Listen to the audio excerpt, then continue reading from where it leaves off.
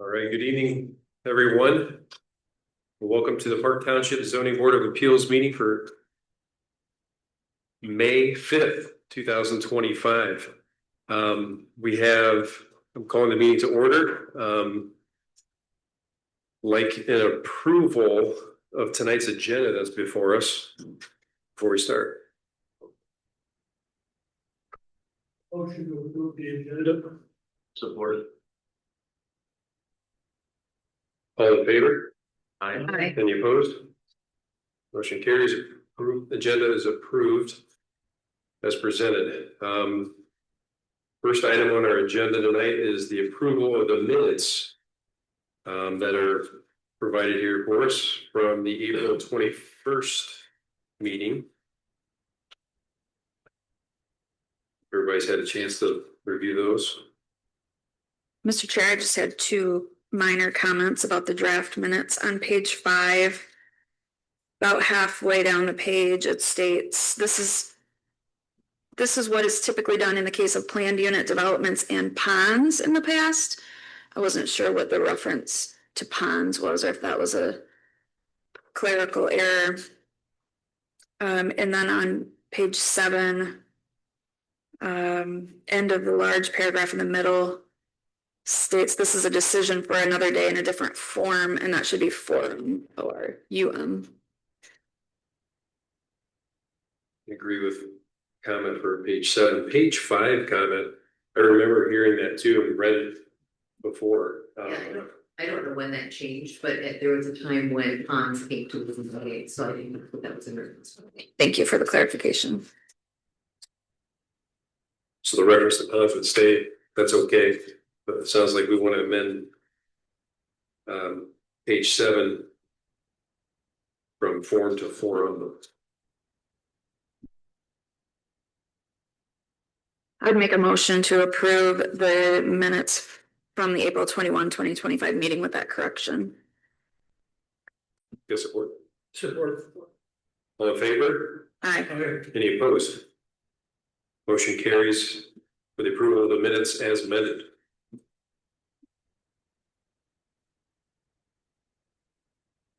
Okay. Next item on our agenda is discussion and decision for short-term rental appeal resolution report. And we have that been provided that tonight. Actually, yeah, we had that Friday. I believe it was sent out to us. So hopefully everybody's had a chance to review that.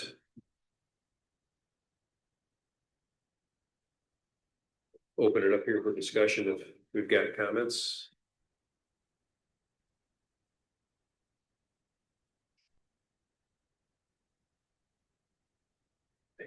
I mean, everything that I read made sense to me. I think there was a point here where I had some comment, but I don't find it.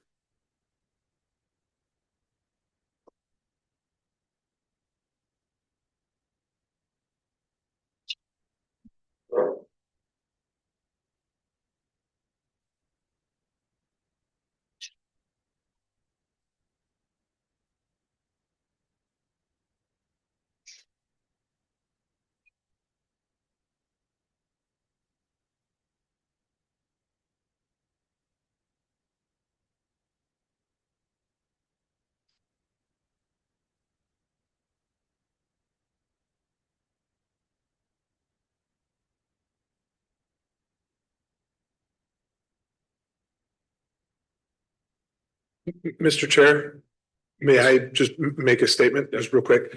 As you'll recall, I did send each of you individually the draft resolution and report on Friday. I did receive comments from Crystal Morgan, and as you'll recall, we discussed about having that. I agree with all of the changes that Crystal suggested that I make. So my recommendation is if you're going to be making changes to that, like that will be the sort of official first public draft. The prior draft can be subject to the attorney-client privilege. But if you're going to make changes tonight, my recommendation would be to go off of the version that Crystal made. And you would have a clean copy and a compare right copy. And so she took out some of the stuff that I had in there from the depositions and things like that. I think that makes perfect sense. Mhm.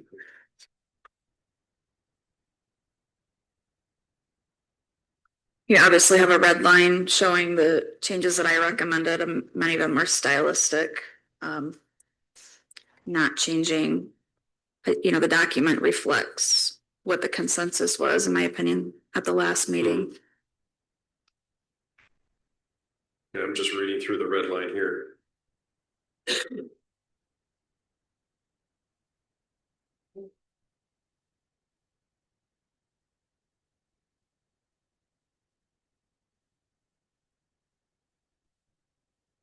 A lot of information here. I wasn't sure what this would, how this would. Look, when, like one document, Right. so it's a lot. Mhm.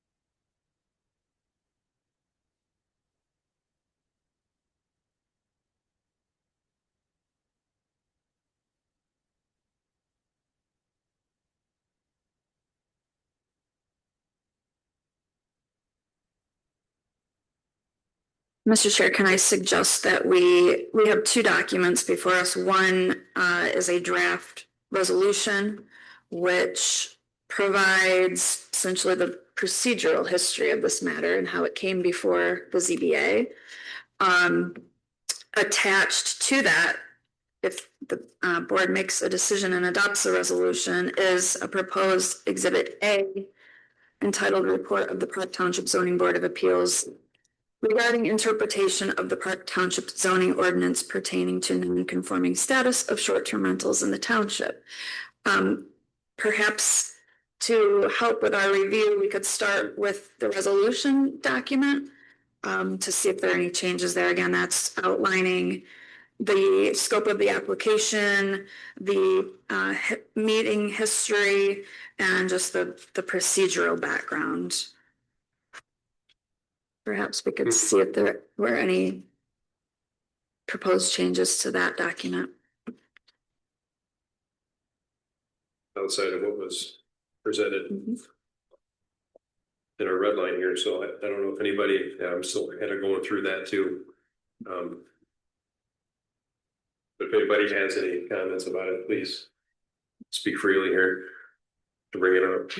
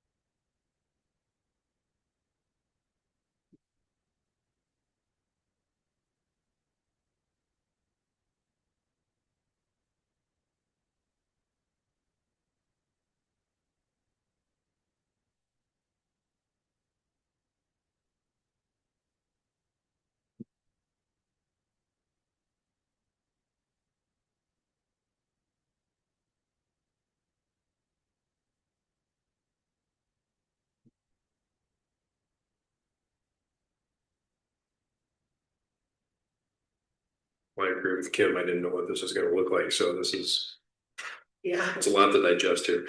But it all, I mean, I've had a chance to read it, it all made real good sense to me. I mean, I felt like it was a reflection of what we all discussed. It's all laid out really well. I appreciate Ms. Morgan's comments and red lines here to get us what we're seeing today.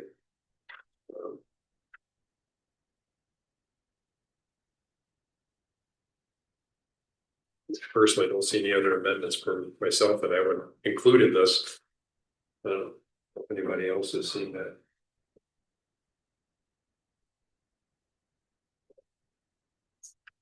So the proposed amendments to this document just reflected the applicant, identification of the applicant, removal of 2 parcel ID numbers, which were just unnecessary to include, a reference to the notice having been posted pursuant to the Michigan Open Meetings Act, and then just a few non-substantive stylistic changes. Mm-hmm.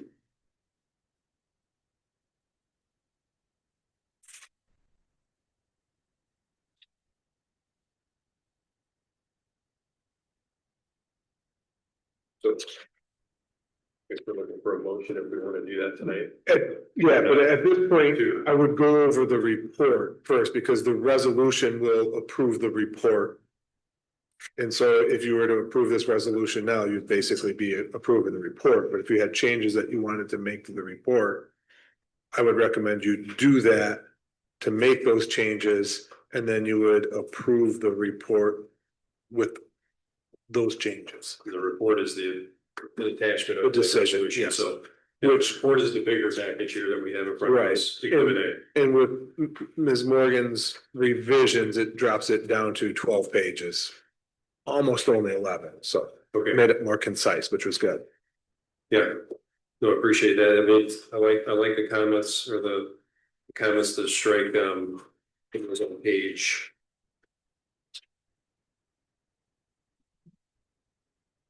Yeah, it was on page 10 here. I thought that was when I read it originally too. I thought it was.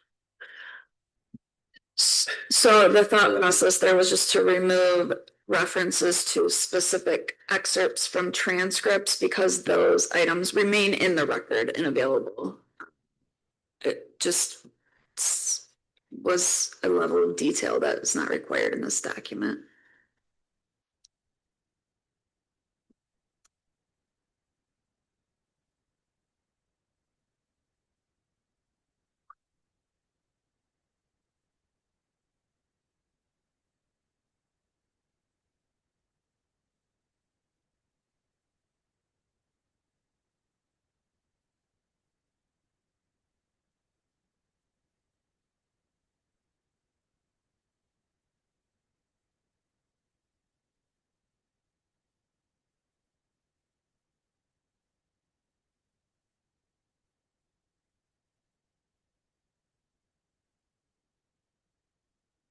Yeah, so this is summarizing our discussions, obviously, and showing support for the staff report we originally had, right? So this is foundation for, I mean, all of my decision making too. I mean, I think, you know, I felt back on, although I didn't say it explicitly in the past, I mean, I used it to help generate my findings.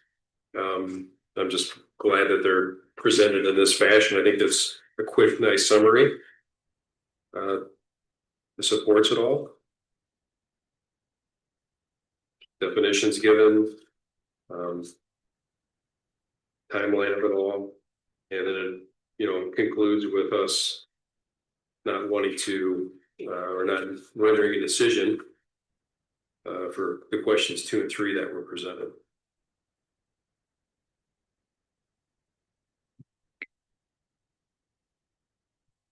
And I'd like to just say thanks to Mika and Lorna for doing such a good job on those minutes, because that helped summarize all of the information in a very nice, tidy document for us from that very lengthy meeting.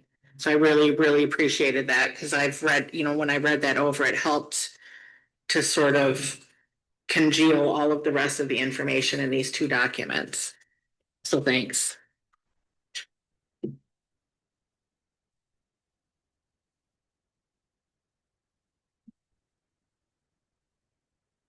think for the benefit of those in the audience who will be able to receive a copy of the board's decision once it's finalized and published, the draft we have before us contains headings with proposed findings and in bold, so perhaps we just go through those in order and see if there's any further discussion issue by issue, if that helps. Would you, Mr. Chair, would you like me to recite? Don't mind. Okay, so it starts off with, again, some foundational procedural history.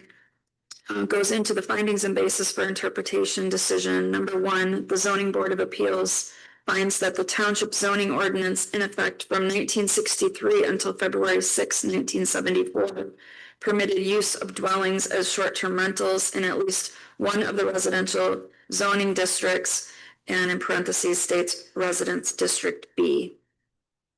Goes on to explain the basis for that proposed finding.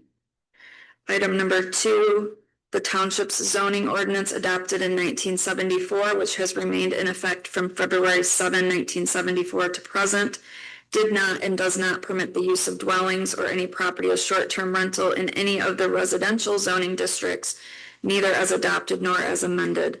The appropriate end date for establishing non-conforming status for the short-term rental use of a dwelling or property in any residential zoning district is therefore February 7, 1974. Item number three states the Zoning Board of Appeals finds that neither the Michigan Zoning Enabling Act nor the Township zoning ordinance empower the Zoning Board of Appeals to have the jurisdiction and authority to determine whether the Township should be stopped from enforcing the zoning ordinance as interpreted by the Zoning Board of Appeals, or to determine whether the zoning ordinance was unconstitutionally vague. So number three actually combines the applicant's questions 2 and 3.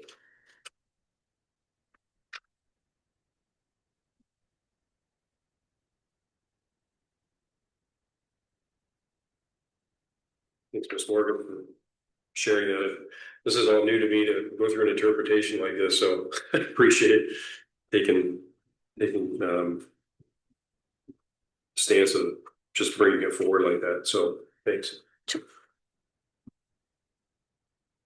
So I personally don't have any other comments about this. Like I said, I've read through it. I felt comfortable. I like the red line markups that Ms. Morgan has presented for us to see here today as well. So I guess at this point, I mean, do we make a motion to approve this report to be included into a resolution? We have a draft resolution, so the board would be in a position to approve the resolution with Exhibit A as presented this evening. Okay, so it's a combined motion for all. Okay. The motion to approve the resolution would be approving the report as your decision. Yep. I don't know if we had to do one before the other in order to allow it to be.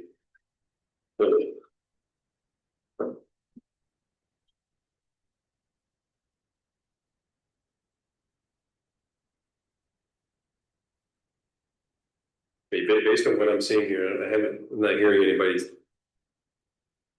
be opposed to this, but I'm going to make a motion to approve the resolution that is before us to include Exhibit A for the amended report as redlined for us by Ms. Morgan. Support. Or All in favor? Aye. Any opposed? Sure, roll call for this one. Yes, we should. All right, we'll do a roll call. Can you, Warner, do a roll call for us? Yeah. Yes. Yes. Yes. Yes. Please. Yes.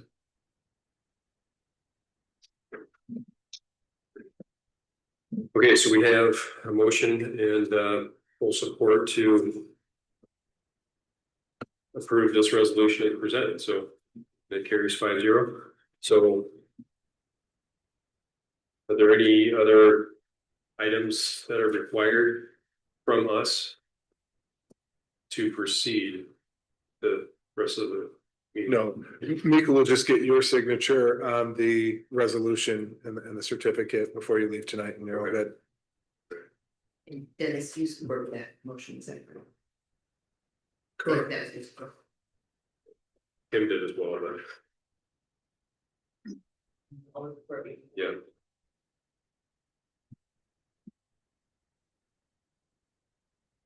Okay, I think we're safe to move on here to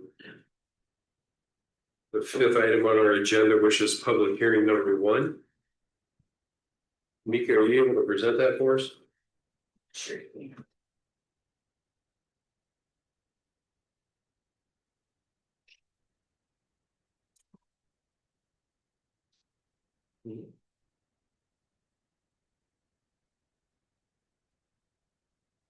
Okay, so this first appeal is located at 1930 Ottawa Beach Road.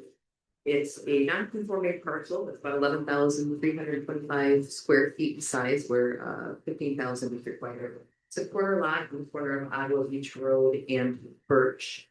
And there are two parts of this request. There's a area, this is for an accessory structure. It's for the area of the square footage, and then it's for the setbacks. The area is one that typically I would determine as an administrative approval, but as was kind of custom, if there's a secondary request along with that, and bringing that to you guys as well. So it's not I'm approving one and you're approving the other. They have to look at both of those. So one of them is for square footage, it's about 10 feet above what's permitted by right. It's because it's a corner lot, the setback requirements are for 40 feet on the side of the house setback from the street. There's not a lot of room on the parcel, which is the reason why that the request is being made. We did receive 2 pieces of communication on this. One was opposed, one was in support. Both did mention Lake View. So one thing to keep in mind is that if you're on that street, you're looking down, the lake is kind of view there from Ottawa Beach Road. Okay, thanks, Mika. Is the applicant present? You could have you sign in and state your name and. You bet. Good evening. Bill Sickle on behalf of Bob Johnson, who's the owner of the property at 1930 Ottawa Beach Road. Mika did a really great job of summarizing what we're looking to do. She stole most of my thunder here this evening, so I'll try not to take up too much of your time. But Mr. Johnson, as Mika indicated, is looking to remove an existing shed on the property and replace it with a new shed. And that involves 2 approvals from you. One is the variance for a reduced front yard setback, and then the other would be the square footage issue that she discussed. The reason behind this starts with the fact that, and as Mika pointed out, this is a small non-conforming lot. The lot is less than 11,500 square feet, and there's a very small home situated on the lot. The home is a single-story, 943 square foot, 2-bedroom, 1-bath home with no basement. So it's built on a slab. It's got a small garage with limited storage opportunities in the house because of the way it was constructed. As a result of those constraints, the original owner of the home or the previous owner of the home built this existing shed there. This existing shed is 17 inches from the rear wall of the house, which would not be permitted today. You'd have to have 10 feet of separation between structures. So, but it's just a factor that everything's squeezed in tight here. So the existing shed really is not desirable given how close it is to the home, and it's really a safety hazard. So the idea is to get rid of this non-conforming shed and put a new shed on the property. But because the property is on a corner, it's on Ottawa Beach Road and Birch Street, we do have the double frontage requirement, which really hampers things. This house is already pushed a ways back to the east, so there's very limited rear yard space. And when you couple that with the normal front yard requirements from Birch Street, which really is a side yard. I think if anybody else drove by and looked at it, you'd say Birch Street is the side yard. But when you consider a 40-foot setback coming in off of Birch, we're left with almost no place to put this new shed. So the survey that we gave you shows the location. You can get a pretty good sense of where this is going to be and how it's going to fit in with the landscaping. Mr. Johnson has talked to the neighbor to the north because the other option is to push it that way. They also have a very small rear yard and their outdoor living space is right up against the property line. And that's why they said, boy, we really don't want to see this over here. We'd much rather have some separation for our own sake. So Mr. Johnson's trying to be accommodating to the neighbor to the north. So the idea is to locate this along Birch Street.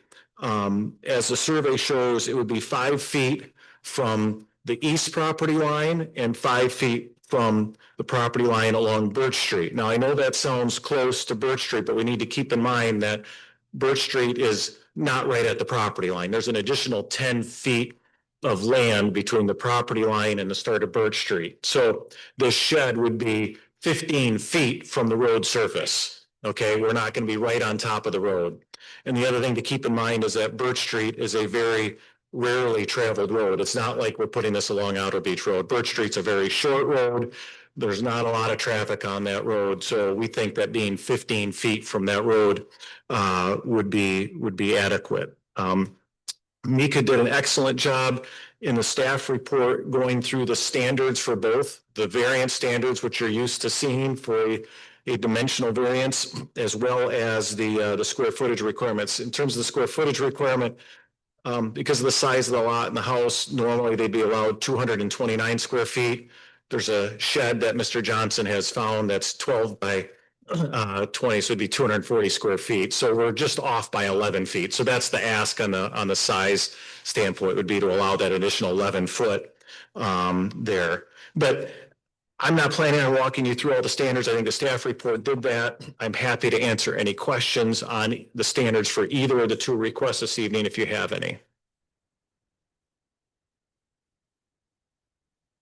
Does anybody have any questions for the applicant? I have a question for Baker. What kind of precedent does this set for double front yard setbacks, and what could it exacerbate in terms of what we've allowed and what we potentially will be requested to consider? I am trying to remember if there's been another accessory building in a double front yard. I think that there was one on the south side where they kind of had two streets that they were in between. I think the thing too, this seems to be kind of a case by case consideration.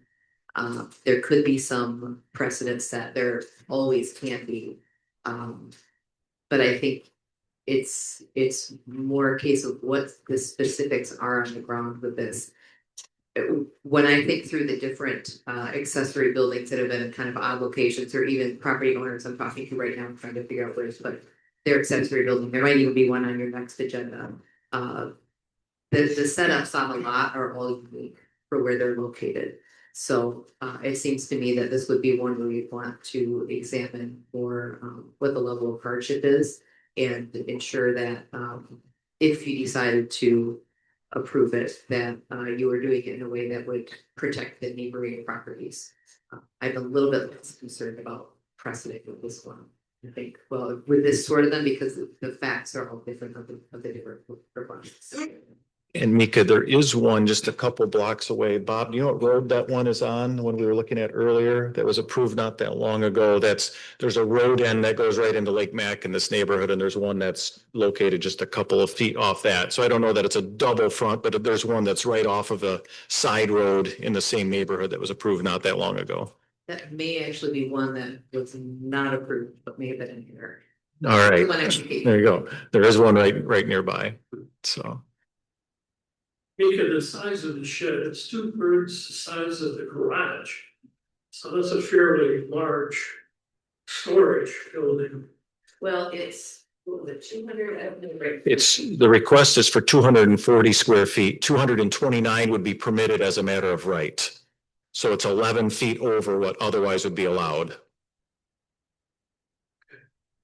Can I ask, is that based on just like a pre-manufactured type of? It is. Yeah, Bob, do you know where that one is the one that you're looking at, where that's coming from? 3 miles. Okay, yes. Shed. It's a pre-existing shed that would be brought on site and Yeah. put there. So I mean, but that's a fairly standard size to do 12 by 20. That's where you get to the 240 square feet. So a standard, a small two-stall garage, about the smallest you can make it is 2020.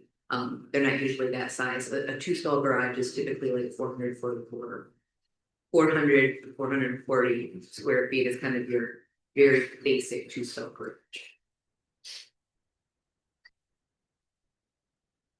Is it possible to shift this to the north at all? I see some proposed landscaping with a walkway.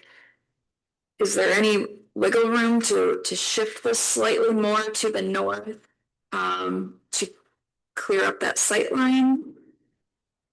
And I can have Bob address this, the property owners here, but I guess in terms of sightline, I don't know. I'm curious about that. I don't know who would have complained about it. There's nobody, it's not in any neighbor's sight line to the lake, right? It would only be if somebody's driving down the road and looking there. But as I said, it's already 15 feet off the side of the road. So I don't know if maybe the person thought this was going to be right on top of the road because they heard it was 5 feet, right? Not understanding that it's already 15 feet off the side of the road. There is nobody to the west. Okay, so when you look, and I know it's unusual thinking that as we work our way out to the lake, but I mean, yeah, north would be towards Yacht Basin Marina and west would be across the street, and the lake would be to the east, but there's nobody to the west that's looking this direction. There's a property owner to the south across the street, but it's not blocking their views. So I just want to make sure everybody understood the layout of that. So I don't see that as an issue in blocking any lake views. The concern came from property on Ottawa Beach, correct? Across the road. We've got Big Bay Drive. That would be to the east. And the Chippewa Resort in Brown. I don't know if that's who sent it in, but I did speak to somebody who, it was kind of a general neighborhood as opposed to from the front window. It's generally going through the neighborhood, circulating around and being able to see the light was it concern that was expressed to me. Though I don't know if that's the same one as you received.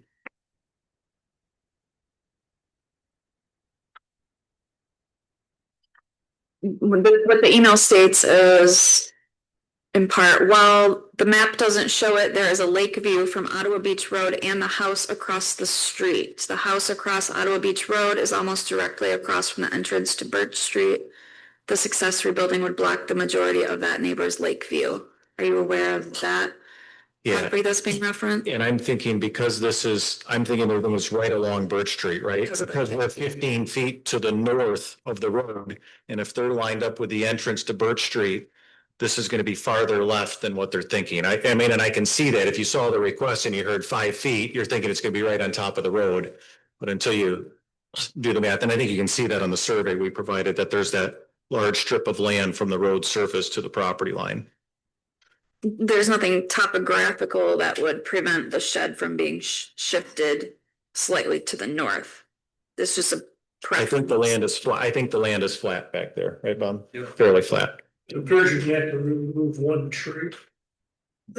Yeah, you know where that tree is? Is that tree slightly to the north?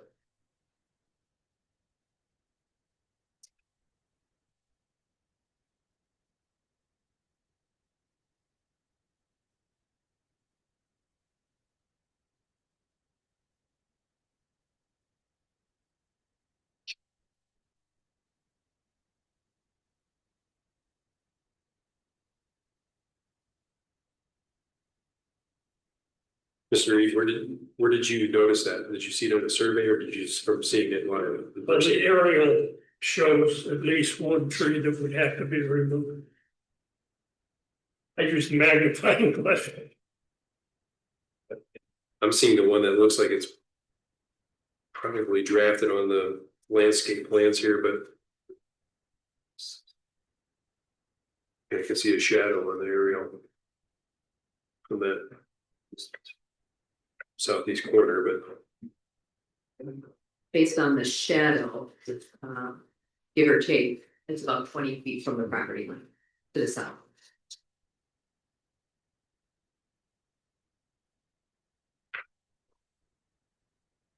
the tree is 20 feet to the property line.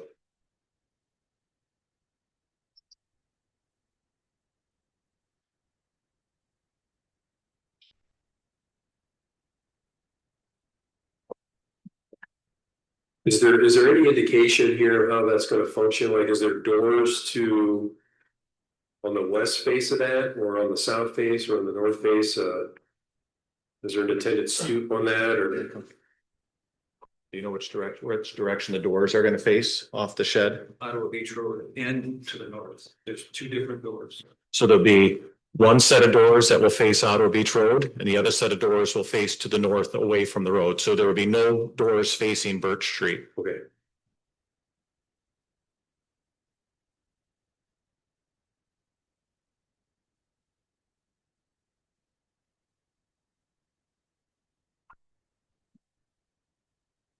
Can you speak to the aesthetics of the shed? I see there's no proposed screening or landscaping in the vicinity of the proposed shed, so I'm just curious what the materials consist of. Sure.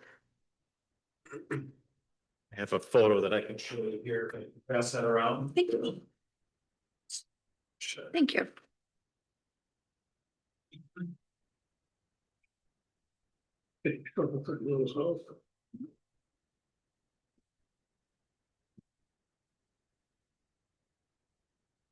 What color is it?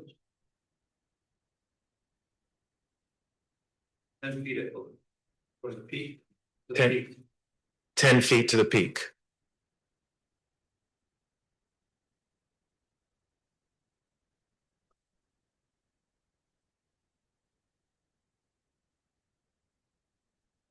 Well, it appears from the photograph that it would be attractive looking. It has design elements and doesn't appear that it would be an eyesore.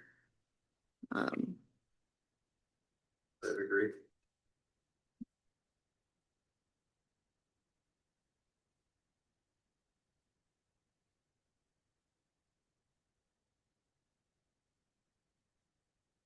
What was the, remind me of the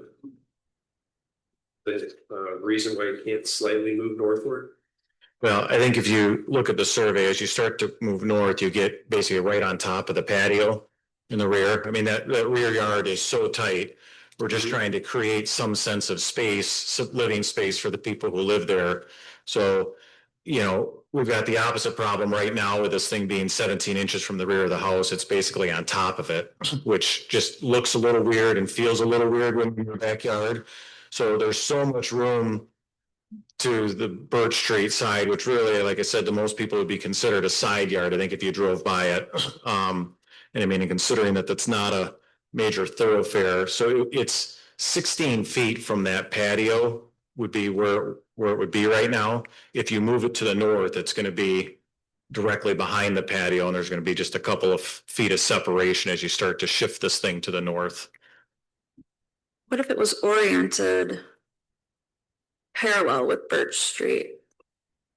That wouldn't necessarily bring it closer to the patio, but it would add some distance between the shed and the street. I think the door location. Yeah, I gotta see how this is. I would say that just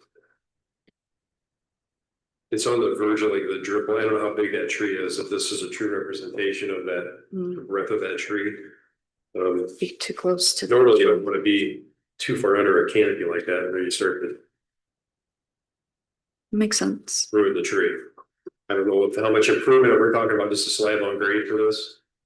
Correct. He's asking if it's slab on grade, you're just gonna have a slab. Yes. Yeah. Yep.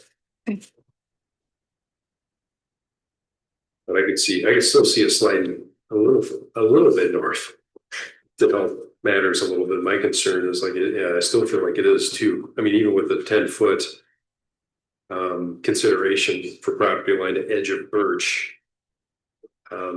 I still feel like there might be a little bit of room there before it gets behind the house. We're not taking the whole thing and moving it. Yeah. I don't know if there might be a lesser relaxation here. I feel more comfortable with that. Yeah, I would too. The double the front Is what we take. yard side setback. Yeah, I was just talking to Bob. I mean, I think if we're talking a couple feet, I think we don't want to shift the whole thing directly behind the house, but if we're looking at 2 feet to make it 7 feet from the property line, I think that probably works. It doesn't interfere with the space. That bump out on the house is all glass, right? And there's light that comes through there. That's what we're trying to protect. But I mean, I think if we talked about a couple feet, I think that's probably workable. If you would like us to modify the request to be 7 feet from the south property line, then. Is that what this does a survey read 5.0 feet? It is, yeah. And I mean, because it's proposed, right? So we kept it simple with the surveyor. In your ordinance says that an accessory building can be 5 feet from either property line by matter of right, just not in a front yard. If this was a side yard, we wouldn't be here talking about it. So 5 feet is a normal distance for an accessory building, but it just so happens it's a front yard. Yeah, so just to remind everybody, it's just the one side that we're talking about here. Correct. So on birch. Yep. Yep. Does the applicant own the property to the east? Yes. Yes. Okay, so 5 foot from that line doesn't present an issue. No, and that's by right, right? So even if it did, that's allowed. So we're only here on the south property line issue, not the east property line issue, but.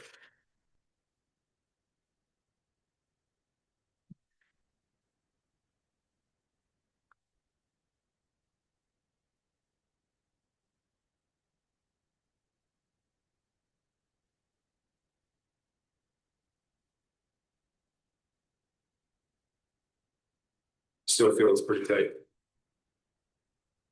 Being 7 feet. Personally. Everybody else is. Yeah, I agree with you. Do you need a motion? Not yet. Probably. Unless Let's have a discussion. Unless the applicant is willing to accept even a lesser relaxation than the additional 2 feet. I think that we. Was there a court hearing? For the public comment Yeah. for this? No, there was not. We're getting way ahead of ourselves. You can open it now. So. Yeah, at this point, yeah, is there anyone to speak for or against this item tonight that's here and present?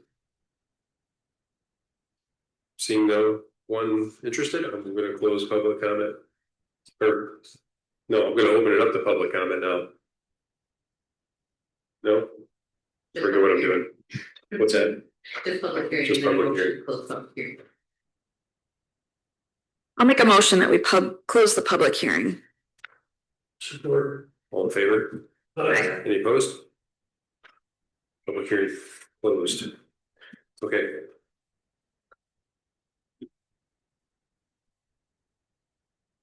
I still feel like I said, I feel like we would want to have a greater separation there than even the 7 feet that was being proposed as a lesser relaxation. Unless the applicant be willing to do more, I would not support it personally. Unless anybody else has a motion.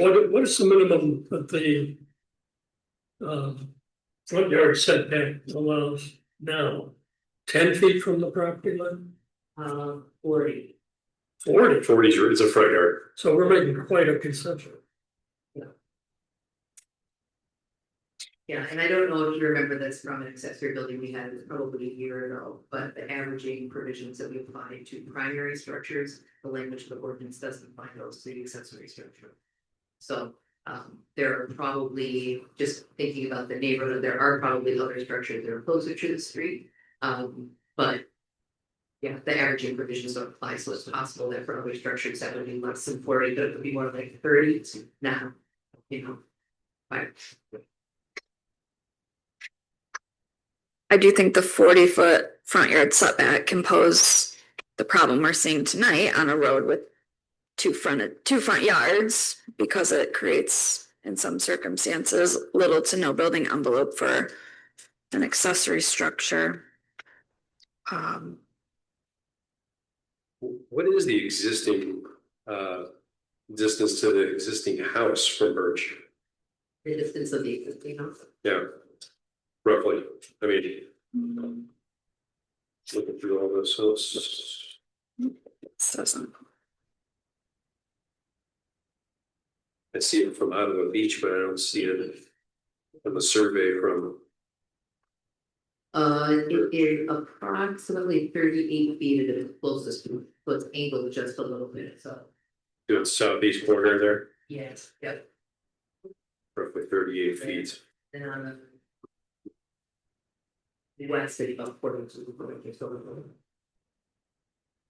Yep. Good.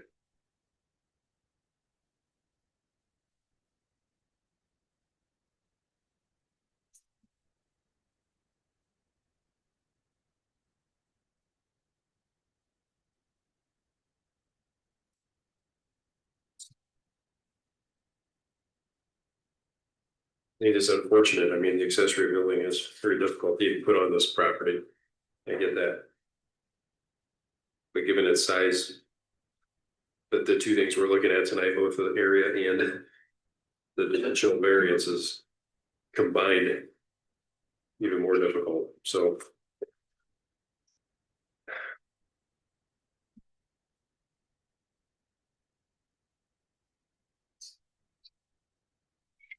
In my opinion, factors 1 and 3 may be able to be met.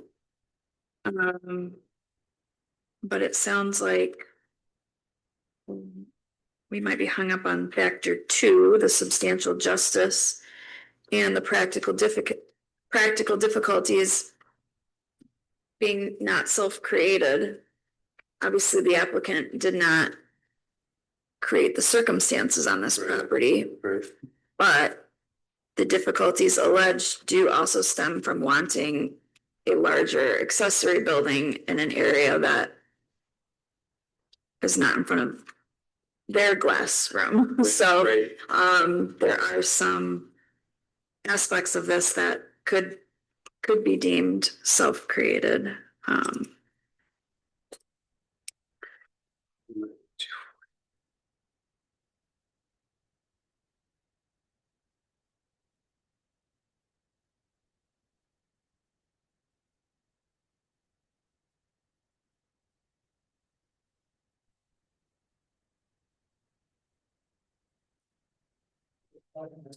Tree have to be cut down Right.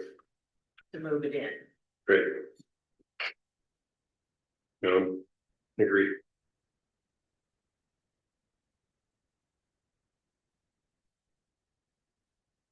I mean, and I get the issue, it gets too far north and you can't see out of your own backyard, so I understand that too.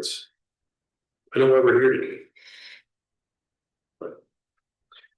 Can I ask, so this is showing a proposed driveway that is not existing as it's shown on the drawing.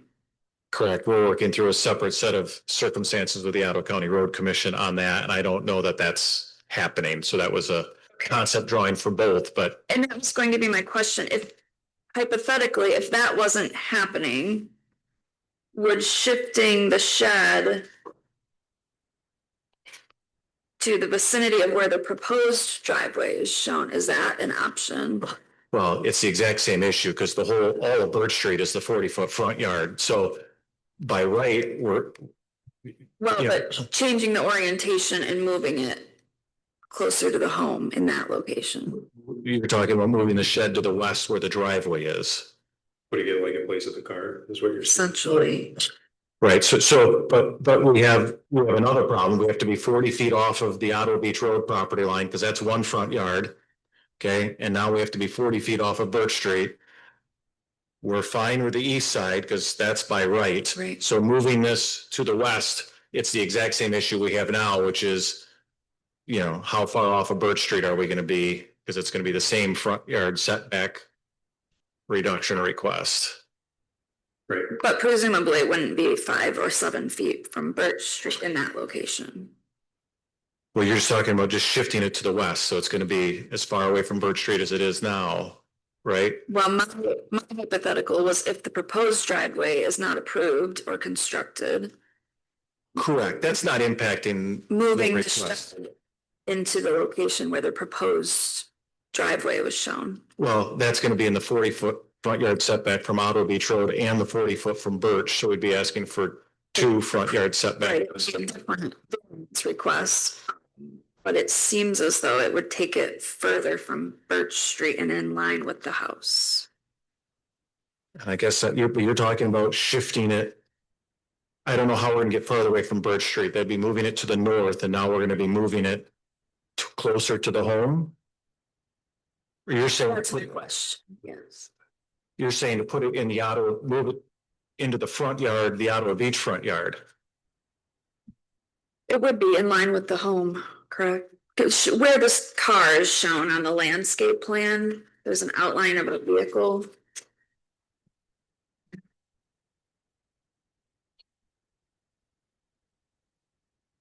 Let's see if I'm looking at the same drawing.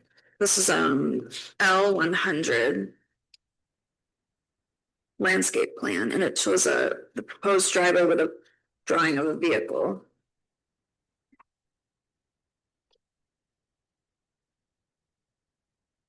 Yeah, I see that now.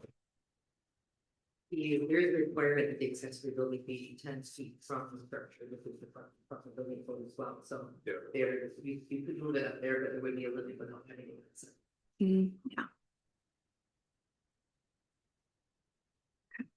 You'd get it probably around 16 feet away from the edge of Birch at that point, and see if you gain it or. Yeah, I mean, right now we're proposing 50, with the 7 foot, we're gonna be 17 feet from Birch Street right now. Right, we've got 10 feet of buffer plus 5, plus 7, so I think we're gonna be at the same place once we get over there.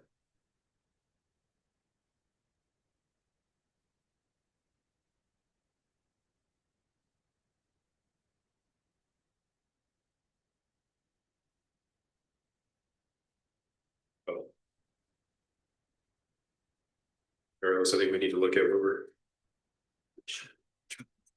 You know, here's the right on the proposal here. Mhm. Um.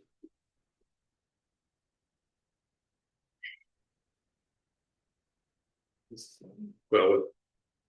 Again, for me, that's. Without support to move it further north, without support. I was gonna say that.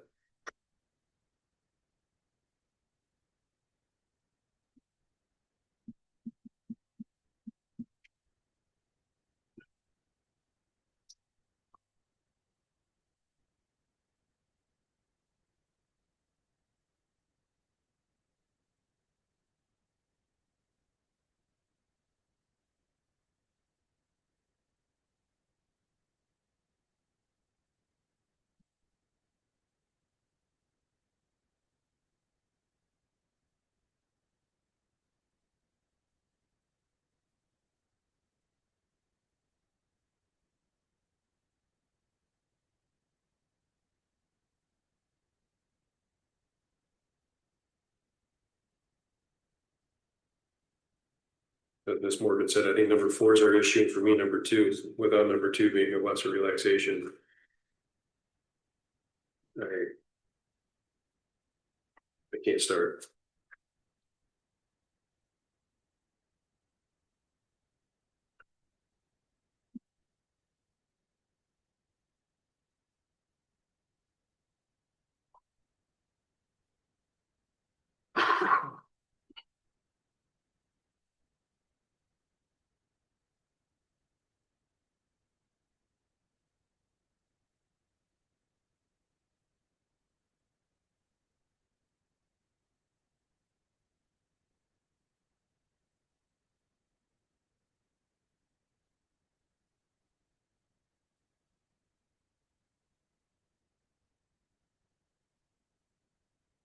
So for me, I guess unless the applicant's willing to do lesser relaxation for, no, I'm gonna put it. Right now it's 5. Plus the 10 to the edge of Birch is 15 off the road edge. To me, this thing has to move to at least get us 20 feet, in my opinion. I'm looking for more than the 2 feet that was presented, so I don't know how everybody else feels. I just don't feel like it's too close. Yeah, and achieve that, if they use west. Yeah, try to do. I don't think you can move it west. Then you'd be into the tree. Is there, we invite the applicant back up. Is there entertainment for a relaxation? Yeah, I think we're comfortable moving it an additional 2 feet to be 17 feet. I think the alternative then otherwise is gonna go to the north part of the property. He doesn't want to be any closer to that, so then I think it's gonna be against the neighbor to the north. But yeah, we've been talking as you've been talking. I mean, I can see where some of your thoughts are, but yeah, I think 7 feet from the property line would probably be the extent. Yeah. All right, thank you. Based on what I'm hearing, I'm gonna make a motion to deny the request for the dimensional variance. We got two here to do. We got the area as well, so based on, for me, the motion would be to deny the dimensional variance based on the inability to achieve a lesser relaxation for standard 2 of 38.7, 38-70, and that standard 4 practical difficulties of ledger not self-created based on, I would say, the size of this.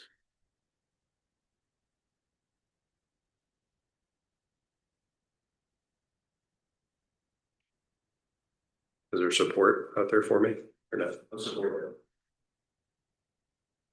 Got a motion and support. This, we're talking about the dimensional variance now. All in favor, or do I need to do a roll call for that? It's been a while, I feel like, since we've done this. You should be able to do just a voice vote. Okay. If it's split. Great. So I get a motion and support to deny the dimensional variance as requested with no greater or lesser relaxation. So I get a motion, so all in favor? Roll call. No, we can just do a voice. I think.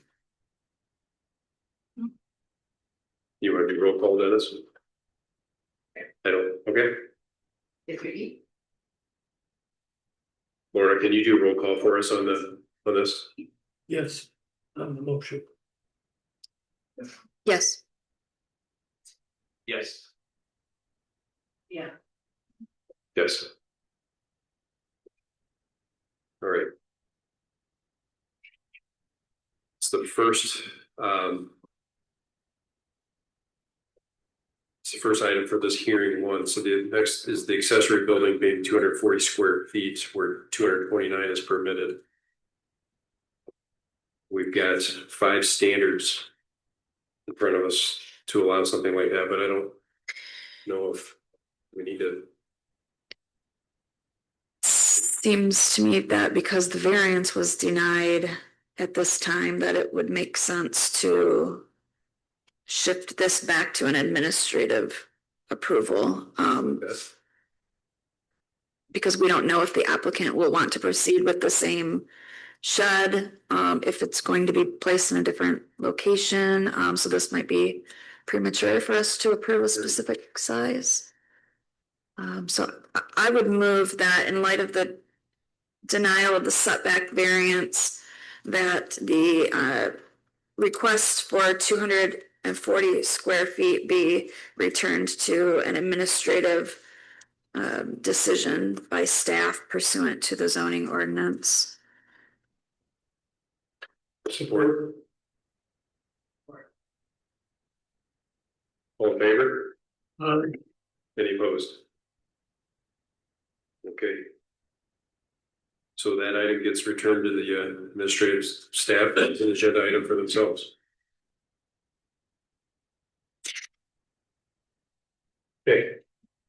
I think that takes care of that hearing number 1 on our agenda,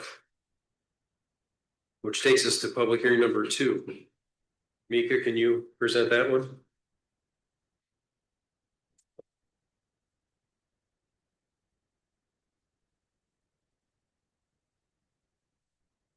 All right, this is a request on Lake Macatawa. It's located on Wakazu Drive, just south of Iowa Beach Road, along Lake Macatawa there north of Shelby Lane. And the request is for a relief on the rear yard setback approaching the water. It's for typically a rear yard setback is 50 feet, and this is a request for 46 feet, where 50 feet are required. And the one communication, let me see. I think we had two pieces, well, we had 3 pieces of communication, and one was 2 from one neighbor who had added some additional comments, so 3 pieces of communication. They were both. All 3? Yeah, it was 2 people and 3 communications, and yes, they were. Oh, 2, okay. 2 opposed. Okay, thanks, Mika. Bill? Hi, good evening again. Bill Sickle on behalf of Andrew and Sabina Ottoman, who are the owners of the vacant lot in question here on Wakazu Drive. Seeking approval this evening of a lesser rear yard setback for properties abutting Lake Macatawa. So this is not your typical dimensional variance request. This is a different aspect of your zoning ordinance under section 38-495 subsection 2. Properties along Lake Macatawa are permitted to request a reduced rear yard setback when certain conditions are met as found in your ordinance. The property is in the R3 zone district, which normally requires a 50-foot rear yard setback. Here, the proposal is for something slightly different than that. And it's just a matter of rounding up around the seawall where this comes, but the request is for a reduction 3.87 feet is the requested reduction from what is normally required. And you can see in the survey and the site plan that we attached what that building envelope would look like. The new home otherwise would comply with front yard and side yard setback. So this is strictly a rear yard setback issue with regard to a couple of feet from what would otherwise be permitted. In that setback that we're talking about, the 3.87 feet is really just at one point, right? If you look at the way the property lines work in that building envelope, the seawall moves at an angle. So what you're seeing there is the closest that it would be. If you go to either, the angles are weird there. If I say north or south, I think you know what I mean. If you go either to the north or south, you're getting farther away from that 3.87 foot mark. So that is the extent of it. The rest of the home would be farther away from those figures. I do know, I think one of the neighbors had some questions about the measurements, just so we're clear. The neighboring property is shown that survey, that's taken off of the GIS.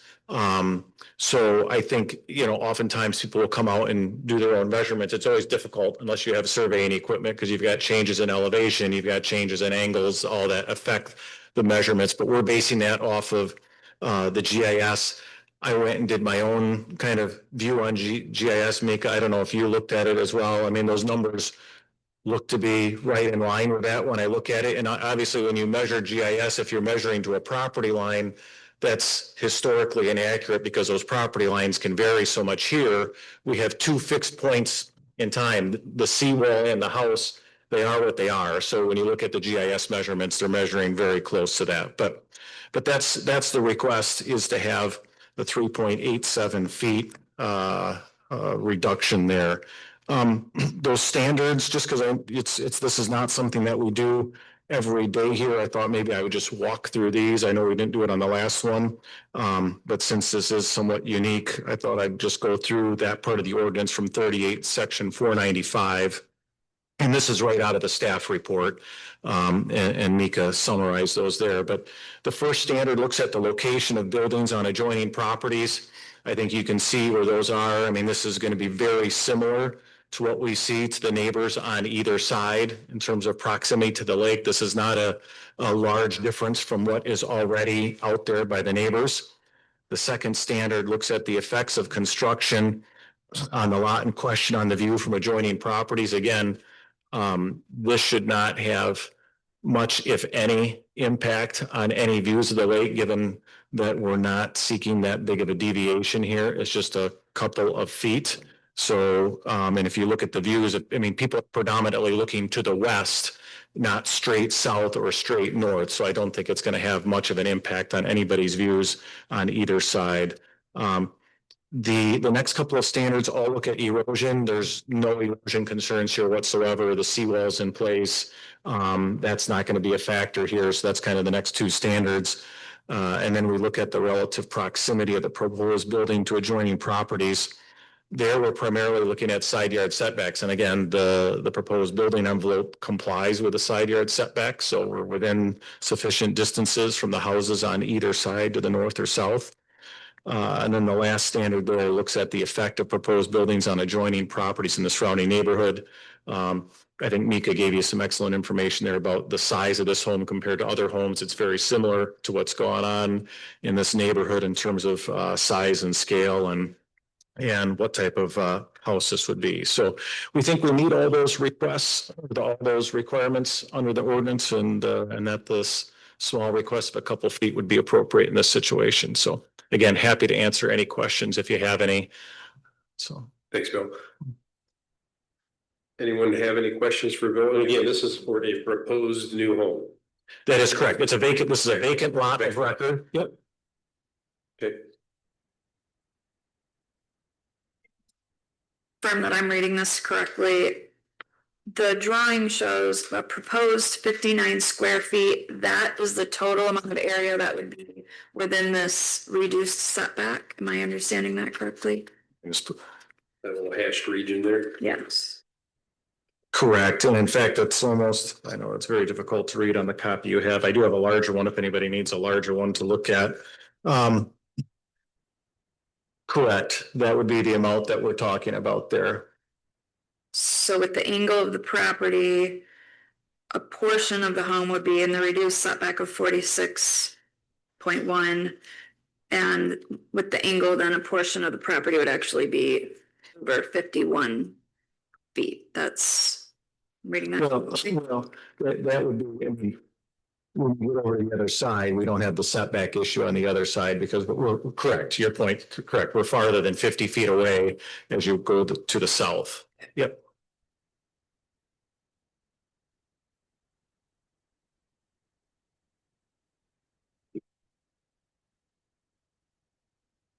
Mr. Chair, may I ask Mika a question? Yes.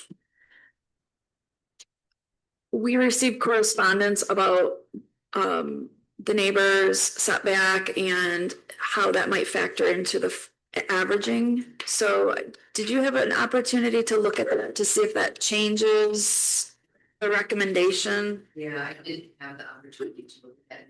There was reference to a transverse line instead of the time, but that's not something that appears in the fucking code, so.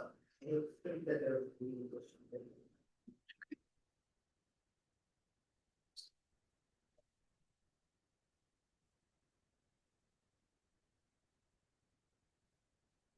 And this proposed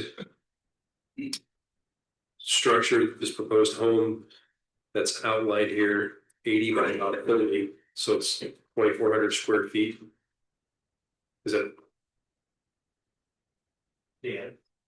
Yes, Hey, Dan, why don't you come up here a second? So this is Dan Treffers. Dan has the property under contract, so he's the proposed buyer for the property, so not the property owner. But Dan, you want to talk about the house? Sure. So, what we're really trying to do is square the front of the house off. And to answer your question, it is approximately 2,400 square foot on the main level. Upstairs will be a little bit less. There won't be a third story. There won't be a crawl space. It will be on slab, so it I think the appearance will look a little better from the road. It won't be setting up higher. And to answer your question, it's just that sliver that we're asking for, and it's just to square it off. And, you know, it's just size. It just makes it easier to square it off, and that's what we're asking for. And it's hard to see, what's happening along Waukesha Drive there, but the proposed. Oh, I'm sorry, it says 20 feet front setback. Is that right? Is that what I'm reading? 20 feet? That's 28 feet. 28 foot. 28 feet. 28. Okay.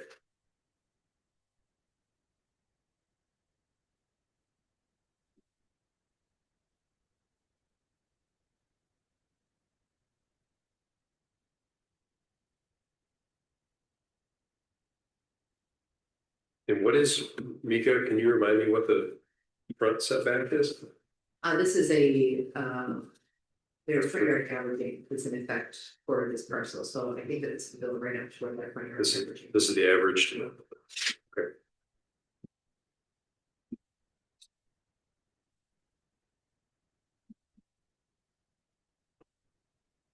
The requested variance seems to be pretty minimal, overall, especially in looking at the proposal and bringing it in line with the neighboring homes. It appears from the staff report that there are other properties that do not meet the 50-foot setback, and that the request, I mean, I have to agree with the applicant that while we do take views into consideration, that the views from this property really are to the west. I mean, there may be, I mean, going from a vacant lot next door to you to a home next door to you obviously is going to change the view shed, but it doesn't, in my opinion, have any impact on the view to the west, to the lake. Yeah, I'd agree. I was just, it's like the region compared to the house proposed about just over 2% of what's being proposed here is in a non-conforming situation, so. Are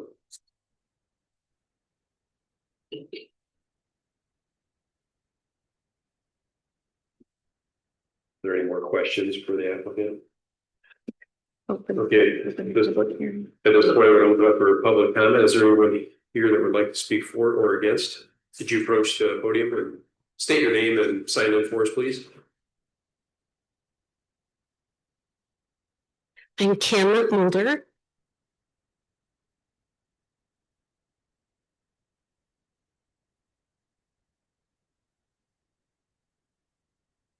And I am the owner of 1696 Waukesha Drive, the lot adjacent to the west of the property that you're considering, or that the applicant has proposed the variance for. We will need to rewind the conversation because all of the application and discussion has been on the fact that the home to the west, located at 1696 Waukesha Drive, is set back 44 feet, 21 inches from Lake Macatawa.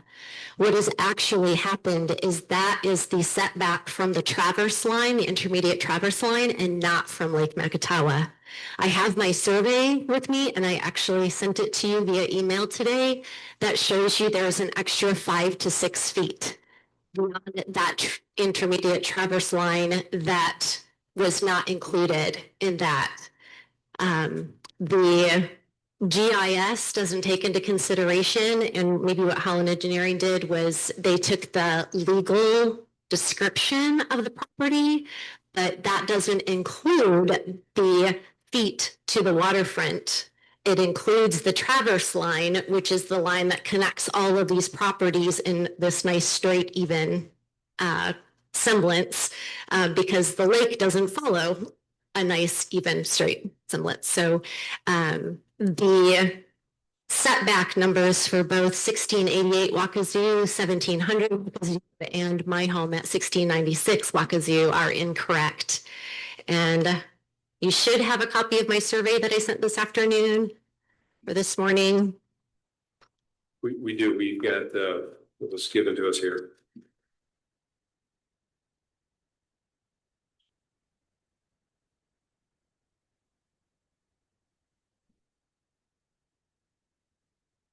So if you have it in front of you, you can see that there is the intermediate traverse line.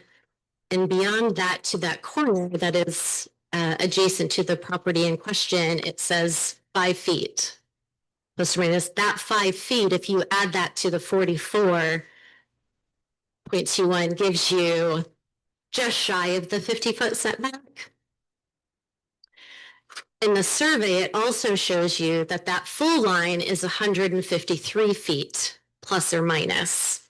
So again, if you take the driveway of my home plus the length of the home and subtract that from that 153 plus or minus, you get about 50-foot setback.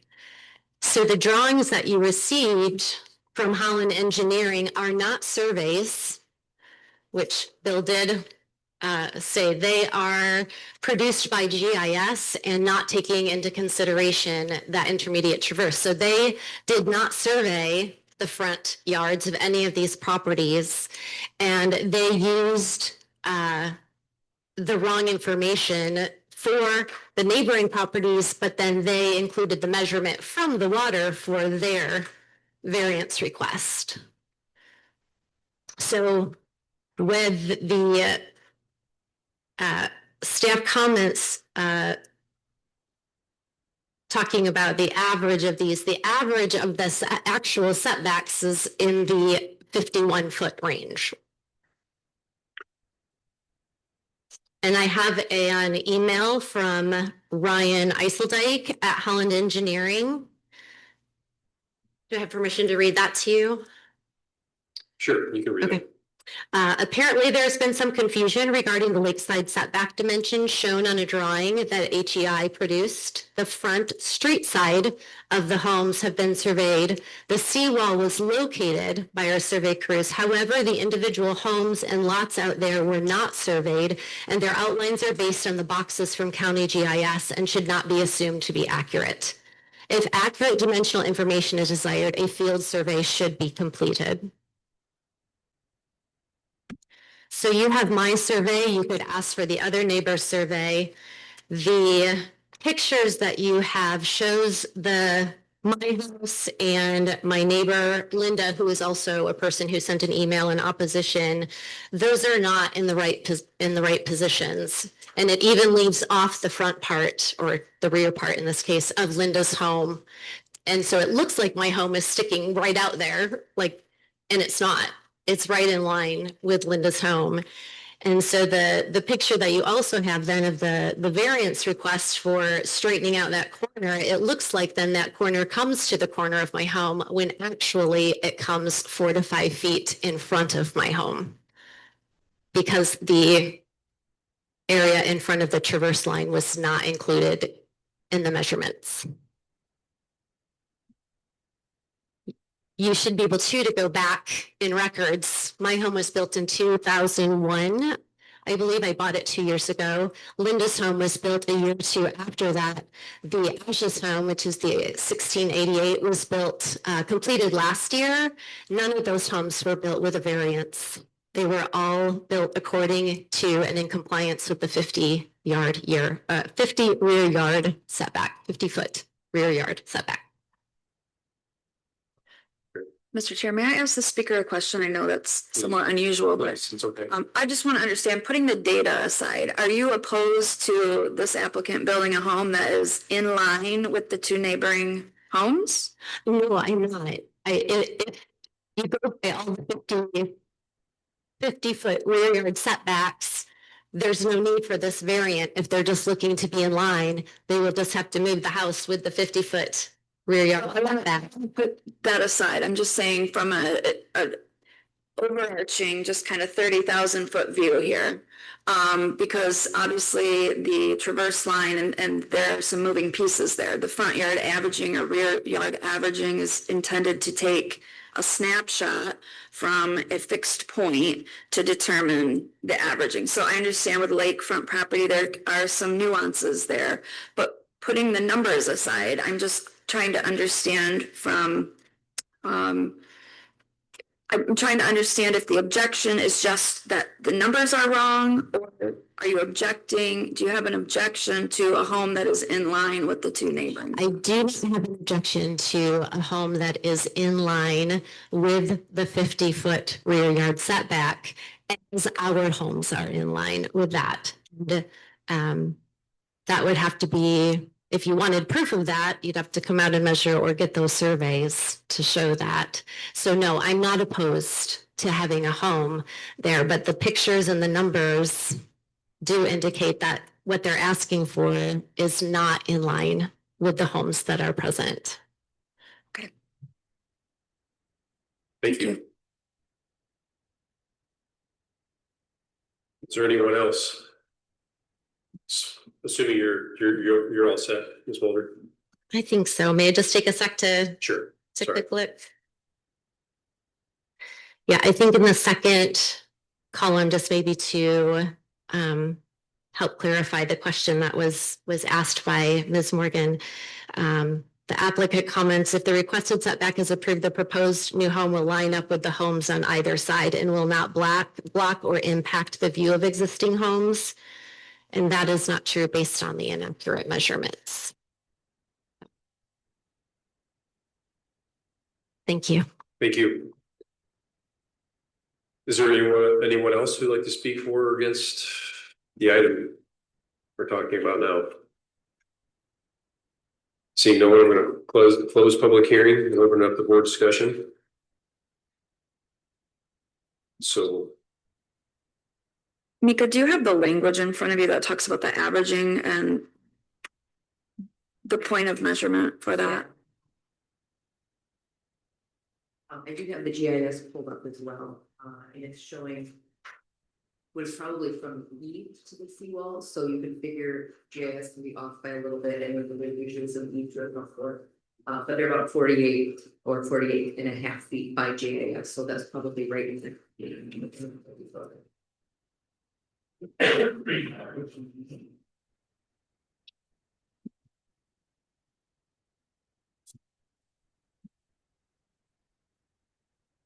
yeah, so this is really baffling. Given what we're seeing depicted on the applicant's information, where the seawall and the immediate traverse line is demonstrated, I feel like we don't have enough information, or we have information that needs to be revisited in order for us to make a good discussion and decision tonight. Is it pretty common, Mika? I guess I'm not even the traverse line.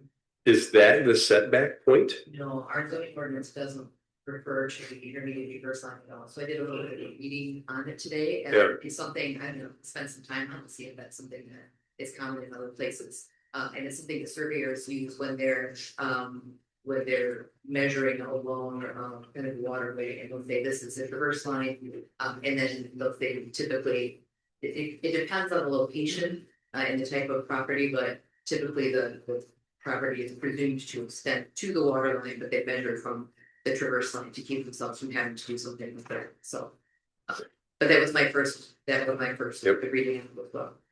The language around residential rear yard averaging, was that what you're looking for? Yes. Average depth of at least 2 rear yard existing adjacent buildings within 300 feet of the lot in question, within the same block on the same side of the street or road. So it doesn't address where, obviously there's no reference to the traverse line, which you've already indicated. And customarily where there's a seawall, is that the starting point for the measurement? Typically, yes, although we don't run across it ever.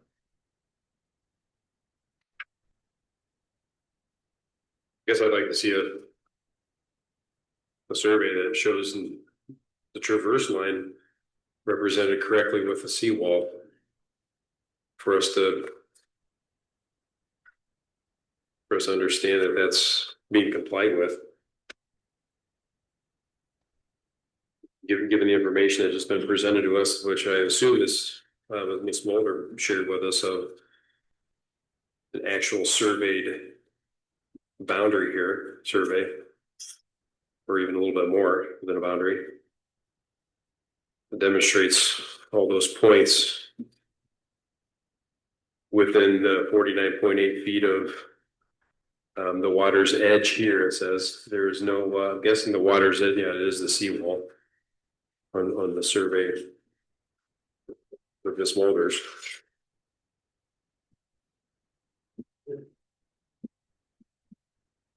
So I would agree. If the intent is to build a home in line with the two neighboring properties, I'm not sure how much the specific figure matters. So long as they are essentially being treated the same. The traverse line is not going to be identical on each property. The distance between that line and the seawall, that's going to fluctuate. So our ordinance doesn't require us to average from that line. That's not customarily what's been done. The applicant is attempting to build a property in line with the two neighboring properties. Mr. Sickle, is that correct? Can you speak to that? Well, the intent, what I do know, what has been surveyed is my client's lot and the seawall. Okay. What has not been surveyed is where the neighboring homes are. So the request is to have this rear building line to be 3.86 feet off the seawall. Okay. So now I don't know, I mean, the footprints of those homes, right? Our engineer put those on there based on information they have. I don't know, I mean, that was based off of GIS. So I don't have that specific data. What I do know is how far off the seawall the request is. That's a fix. So to your point, the traverse line varies. That's whatever a surveyor uses on that particular survey for a reference point, and it can vary from property to property. I think the seawall is where it is, and where the setback is where it is. So I don't know if I answered your question, but. Well, I think the relevance of it is that staff report, as it's required by the zoning ordinance, takes a look at the averaging. There's a dispute about Well, how to that's take that. that's a different section of the zoning ordinance. We're not here under the averaging provision. Okay, so there is, we could have done either or. When you look at the lesser rear yard setback requirements, it does not require any averaging. It says in addition to what's in Article 3, and this becomes the next section. Okay, so I understand that would have been one option, is to average the two neighbors. We're here for something different, which has nothing to do with averaging the two neighbors. We're here just asking for a lesser setback, and we're meeting those separate sets of standards. So it is not an average of the two, different provision.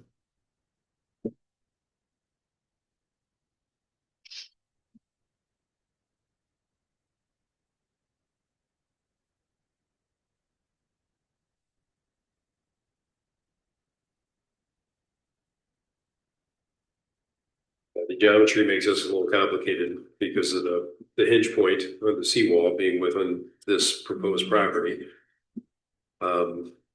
Therefore, any reference is difficult, but could be achieved in the field if you're trying to make sure that this isn't going beyond that, but it doesn't matter. Sounds like, again, the request is for what is 50 feet mean relative to this new proposed structure dimension from in parallel to the seawall. So the spirit of what we see, I believe to be true here, I guess, when you're looking at this, this drawing from Holland Engineering,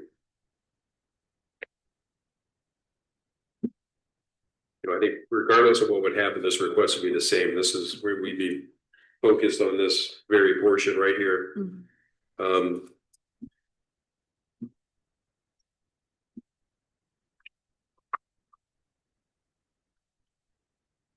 Mika, just following up on something that Mr. Sickle said about the averaging. So the staff report applies the averaging under the first factor. Is it your opinion that we're required to consider the averaging, or was that just simply to compare this property with the neighboring properties? Intended to compare with the- Okay.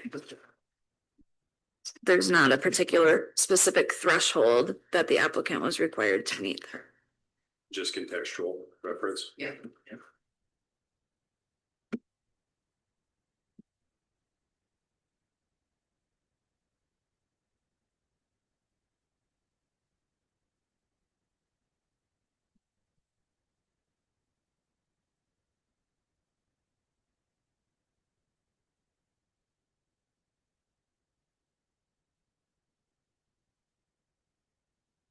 And it's my understanding from the staff report, but correct me if I'm wrong, that there are other properties in this neighborhood that do not meet the 50-foot rear yard setback.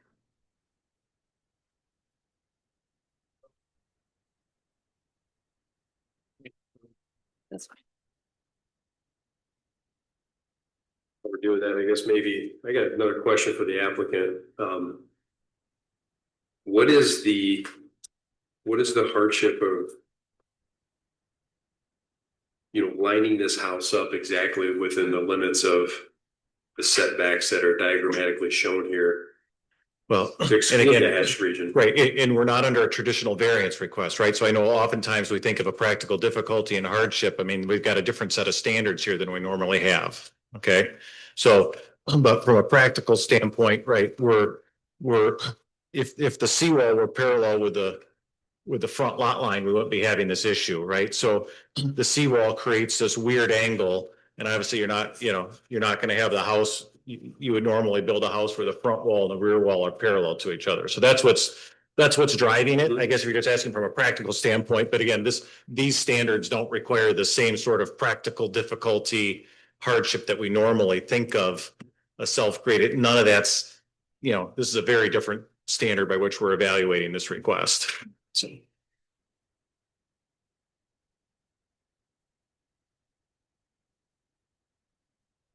And so the extent, if there were to be a motion, I mean, I think the request is to base it off of the seawall as shown on the survey. I mean, that's what it is. So that there's no confusion what we're asking about here. That would be what the request is. So it's not based off a traverse line or anything else. It's strictly based exactly as you would see it off the seawall based on this survey. So.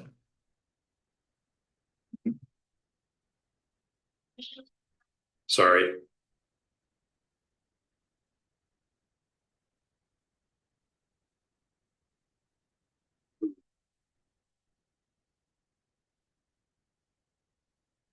So as measured by GIS, most of the parcels are right around that 50 feet. And again, as measured by GIS, there are maybe 2 at 48 feet, 1 at 45, 1 at 49. So they're in that range within 1 or 2 feet.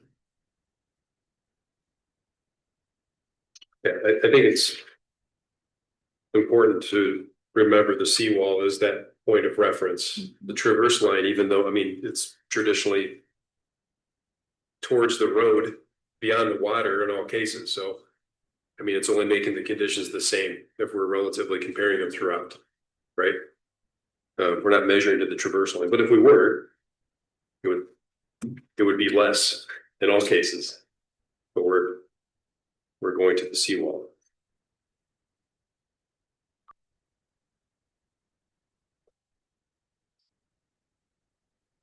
So I think that just brings more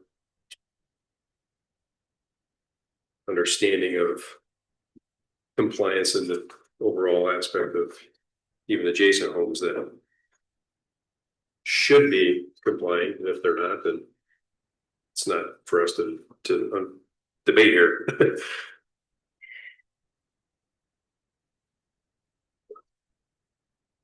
I just don't envision a situation on lakefront property where the lake is not in a straight line that you will not have some impact on the neighbor's view. I think it's impossible to, under the spirit of the zoning ordinance, which attempts to prevent someone from building outright in front of someone, essentially. I think it's impossible to have zero impact on a neighbor's view.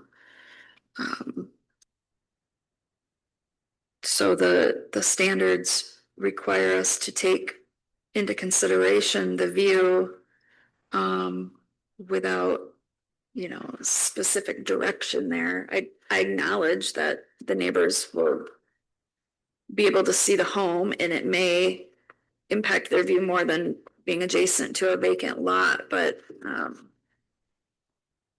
based on how these properties are configured, I just don't see that as being a major impediment to this application.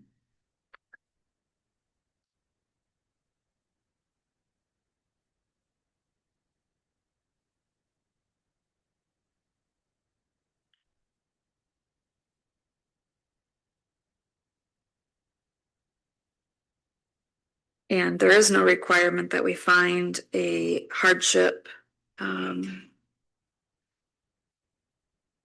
So this is more of a relaxed review than a typical variance.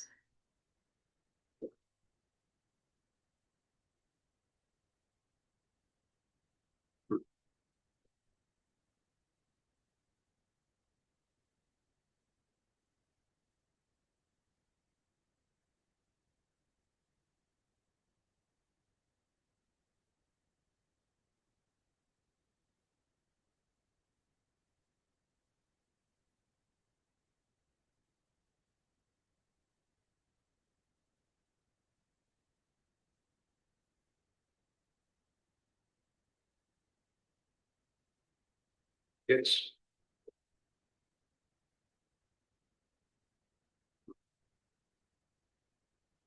It still is misleading to look at this plan.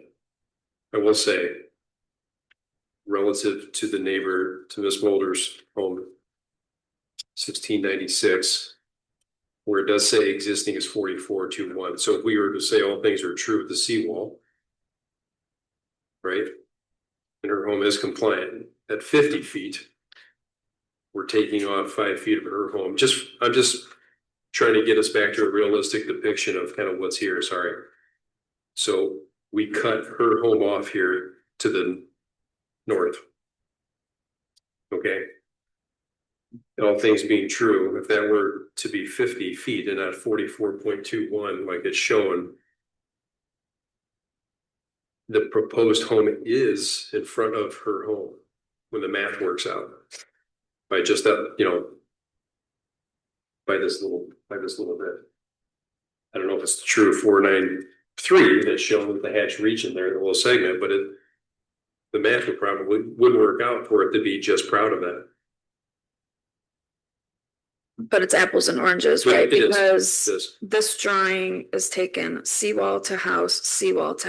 Yep. If we're talking seawall to house and then we're talking traverse line to house, those are two different things. Yeah, I may think about traverse. I was just thinking about seawall, if that's even accurate. Which we don't know, it's not certain on this drawing. But what is shown here is that the home to the north says existing 44.21, which isn't true, according to what I'm seeing.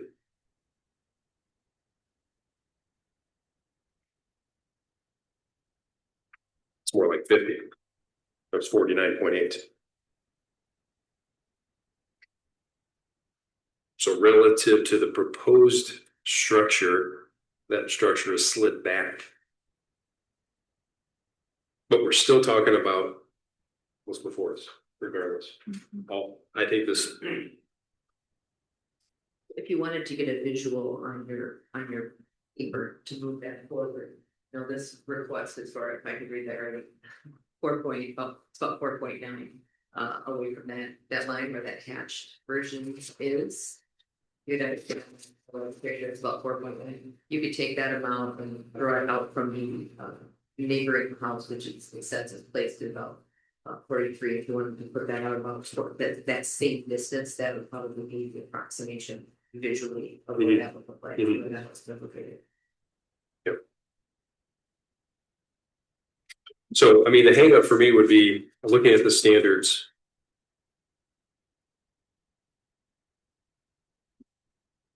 Albeit small, standard 2, right? The effects of construction on the line of question on the view of adjoining properties.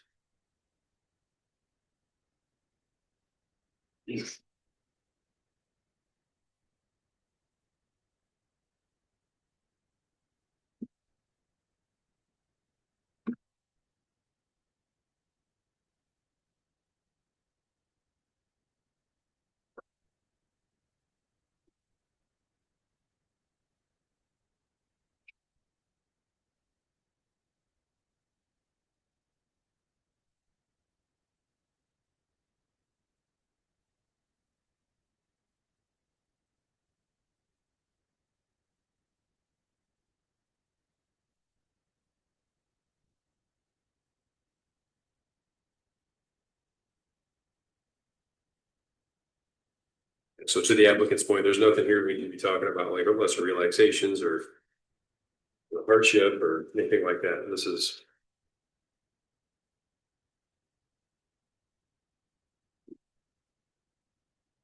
different set of standards.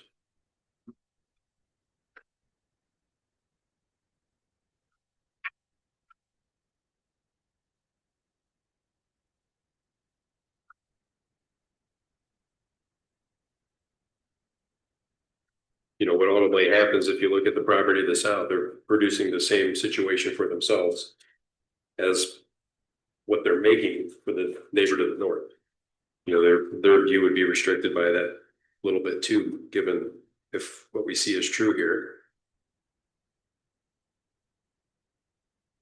Of that corner of that existing house on 1688. Again, all things considered to standard two, I think.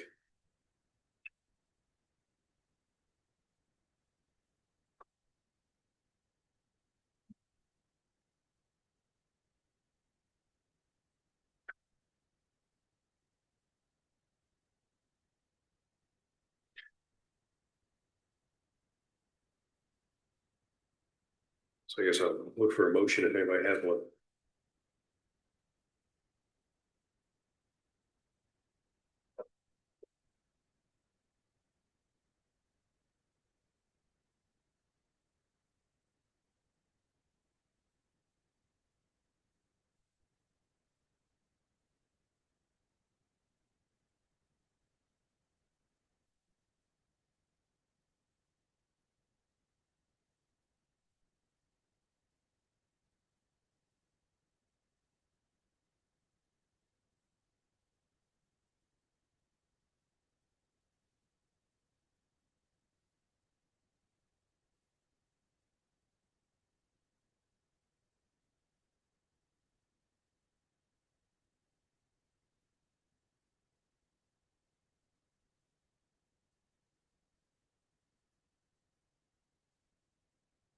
Mika, can I ask?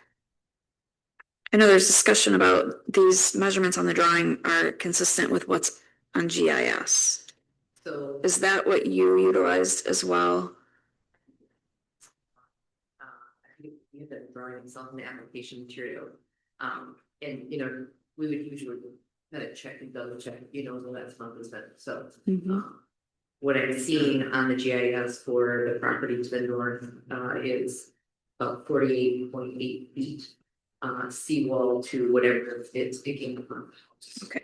Which is probably that needs in 1688 also at 48. So again, with the eaves of those are probably 50, but we also don't have those 50, so it could be all. Yeah.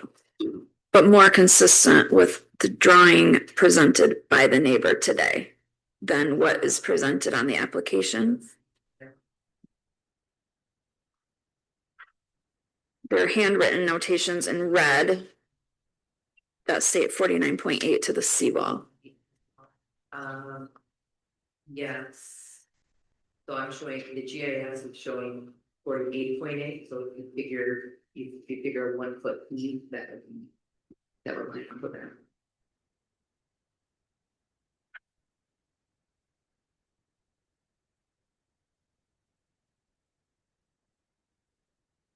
I mean, it's a good point. This is a handwritten remark. Right.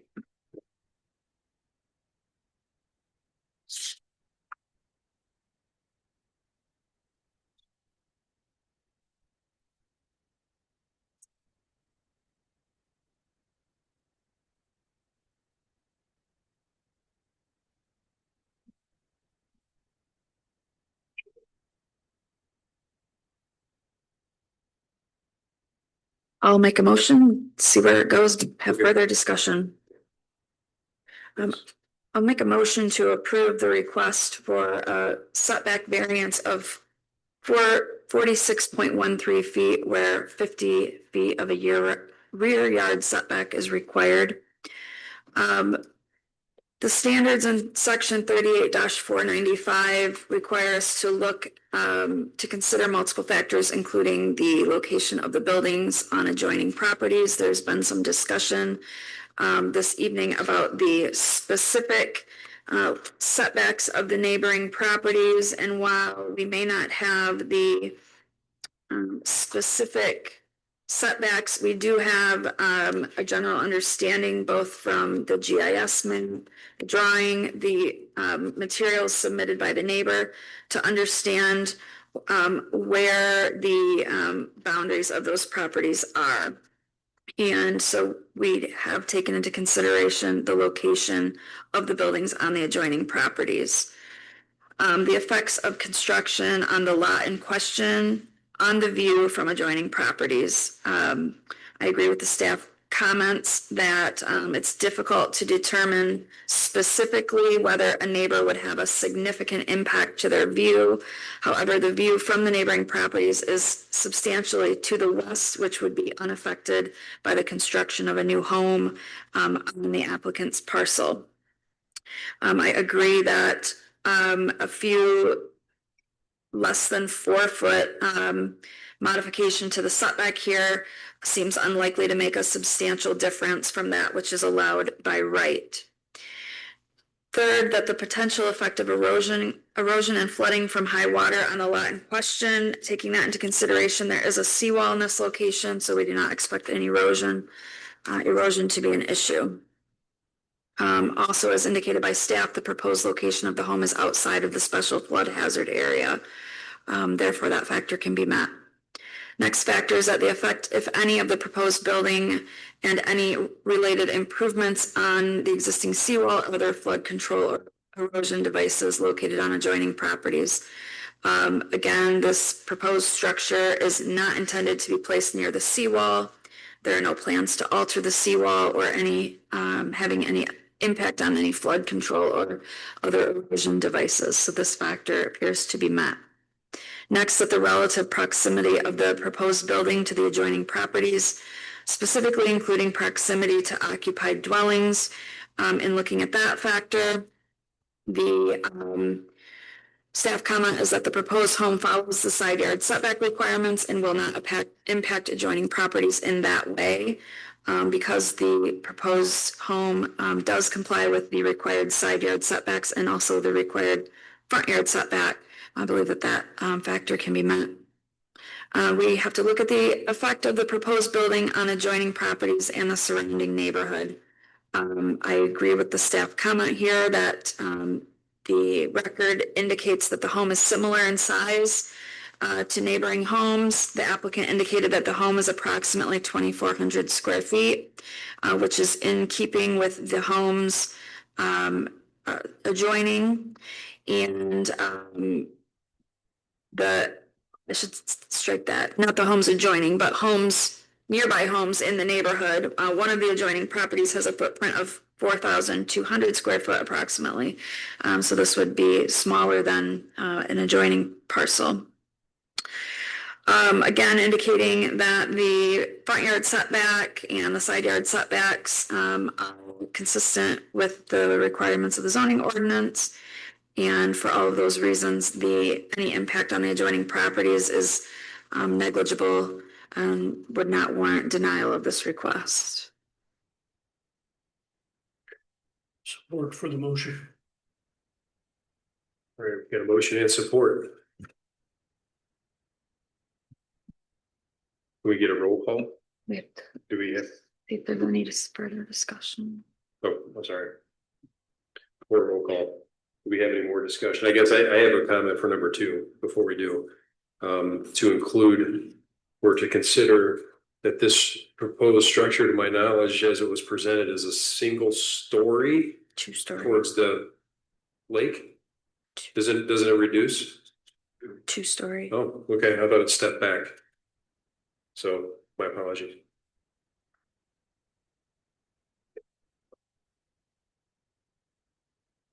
Forget my comment.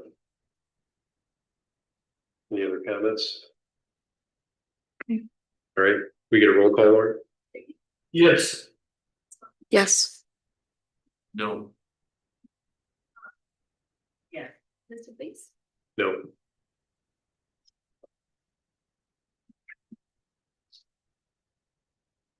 We've got 3 yeses. Geno's motion passes. Okay,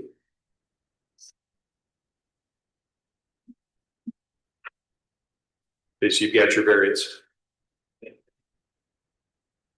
Okay.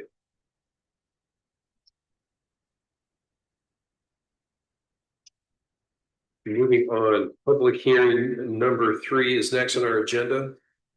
And Mika, can you present that?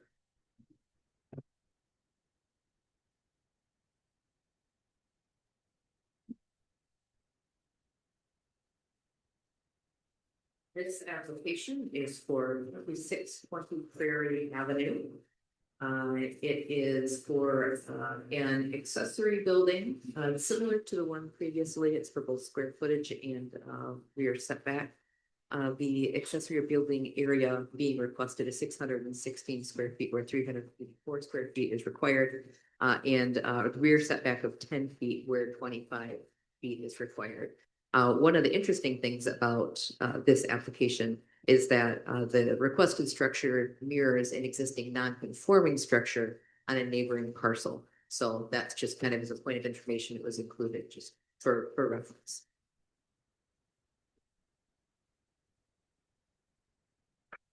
Which property has that non-conforming Let's see, it adjacency? is 2621, I think.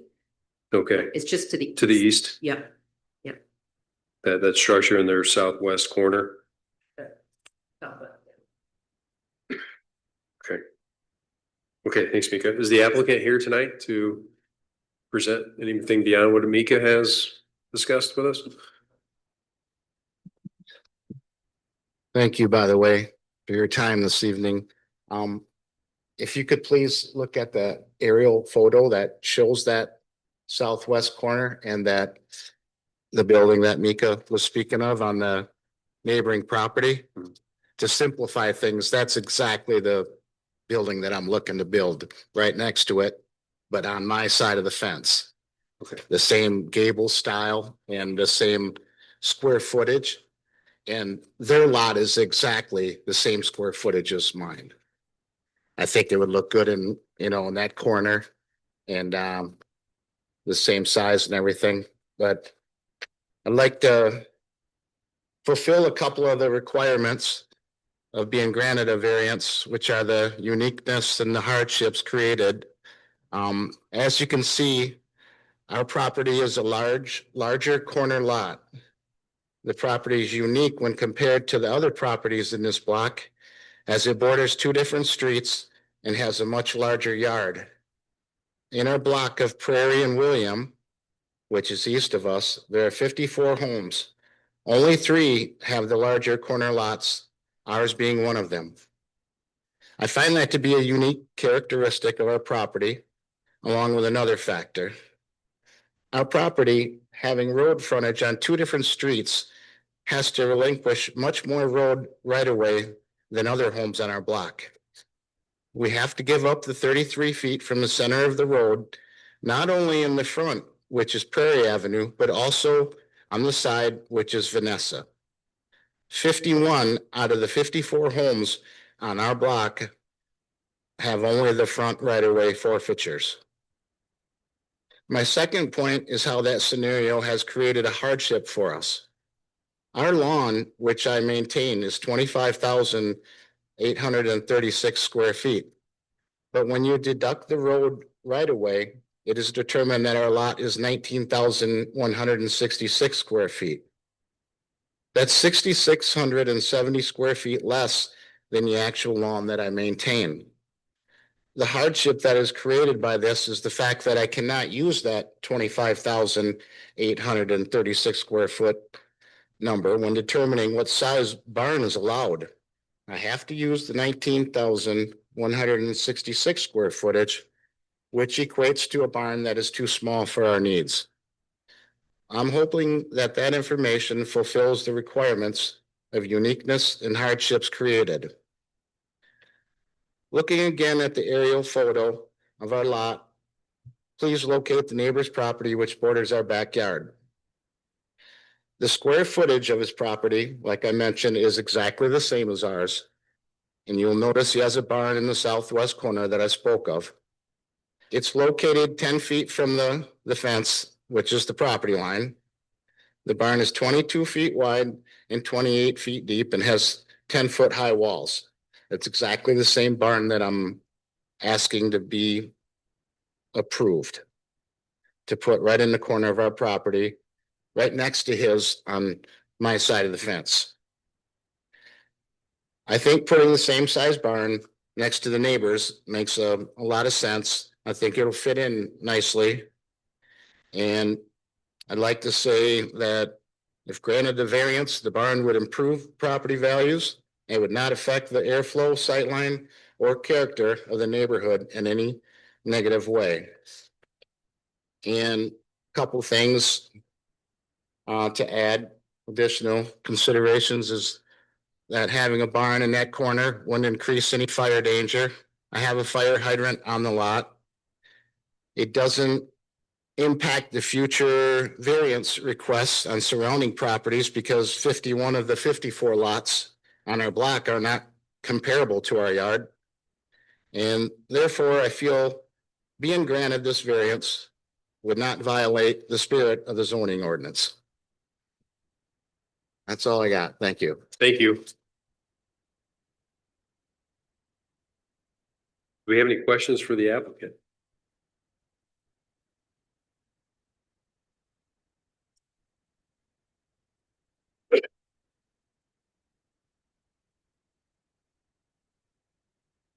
It looks like we have no questions for you at the moment.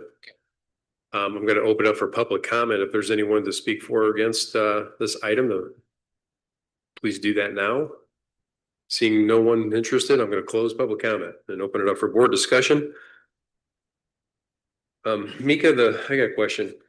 The property adjacent that's been referenced, that has that accessory building, kind of a mirror image of what he's proposing, I guess. Yeah.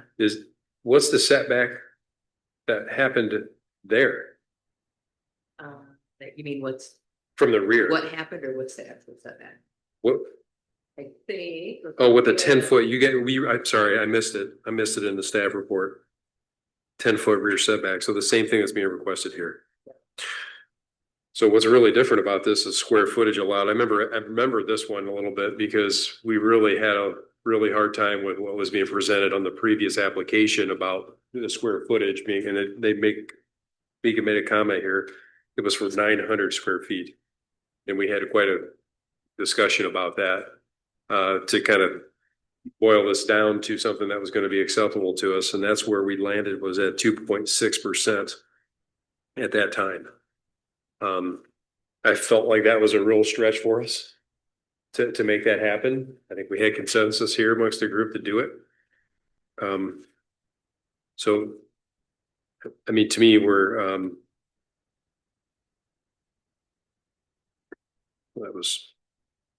the property sizes are identical. Mika, is that true? Do we know that?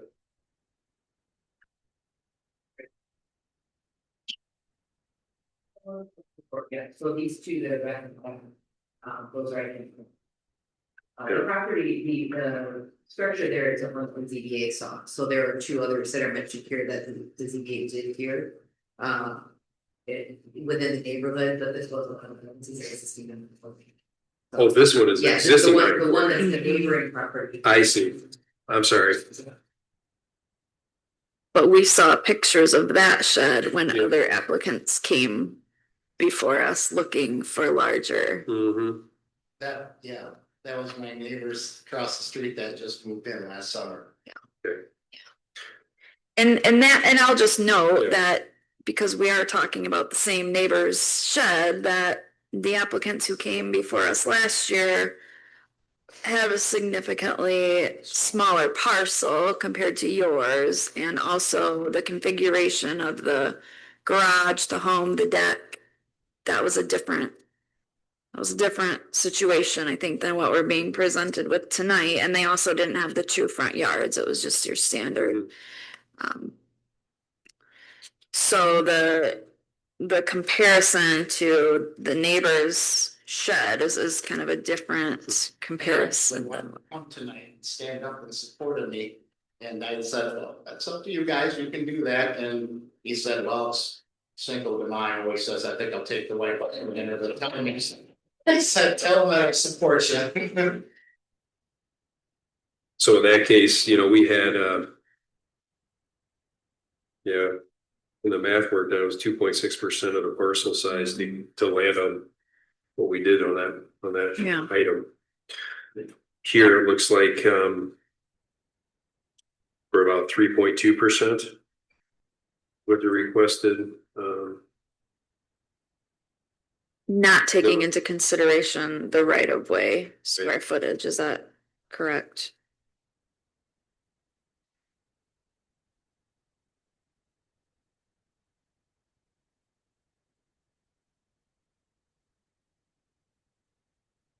I just thought that it would fit into the neighborhood much nicer if I had something that was exactly like the barn on the other side of the fence, yeah, understood. How are you going to access it? Pardon me? How are you going to access the Well, structure? I don't have right, as of now, a drive plan to go out to Vanessa, but that is what the neighbor on the other side of the fence has. He has a little gravel driveway that goes straight out to Vanessa, and then I would have the same eventually. So on the north side Yes. is where That, this, that would require a driveway permit from the road commission. but just to understand what really Ms. Morgan was getting at is the picture we see with the overhead door, that orientation would be facing north. Correct. Yeah. Because this is the building Well, you're sharing here, right? I tried to get, the dimensions, and they required me to give them a $1,200 down payment before they would release certain stuff, so might be lacking on a couple details when it comes to the building. But it's the same 22 by 28 with 10-foot walls as the one right on the other side of the fence. On the same square foot lot as mine. 18 feet high at the peak is your understanding. And that's consistent with the neighbors? Yes, it is. It's exactly the same. He said that he supports it, and if you wanted to call him, he said, feel free to. Mika, do we have a record of that property? Yeah, Just lock him up.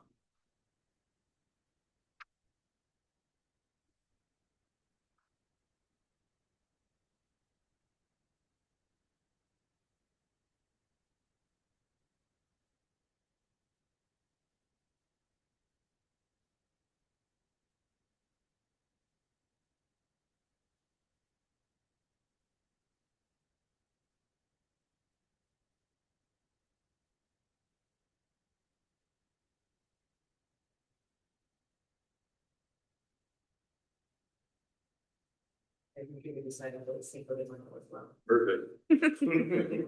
Perfect. Well, I guess we can, May I it's ask, not pertinent, but I'm just curious. was there any letters of opposition to this? No. No.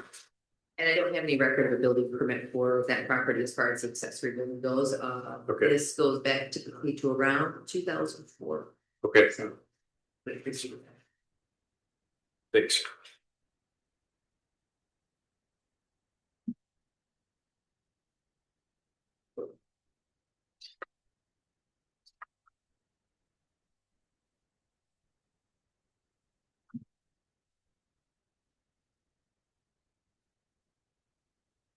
So it is kind of similar to what we've been seeing in the past, I guess, for some of these things, the percentages.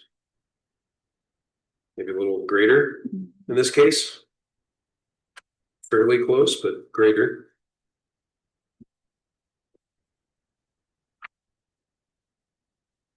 Guess, Greater percentage, but also he has a greater percentage of road right of way, so.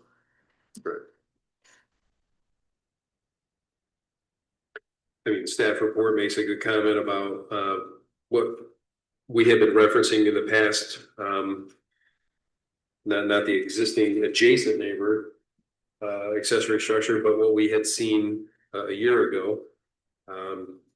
And the staff report says to compare with past approvals, 3% of the parcel size would be 576 square feet and 2.6% would be 499. And that's kind of the percentage we had landed on. Before it was 2.6 to, get us within a reasonable square footage. That made some sense.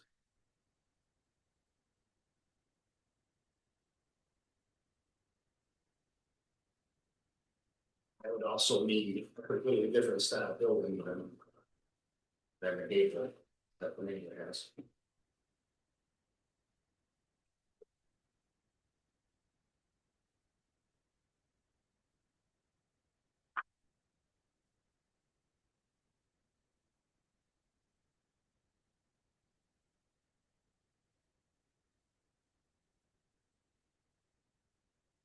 Yes, I'm hung up on standard one personally.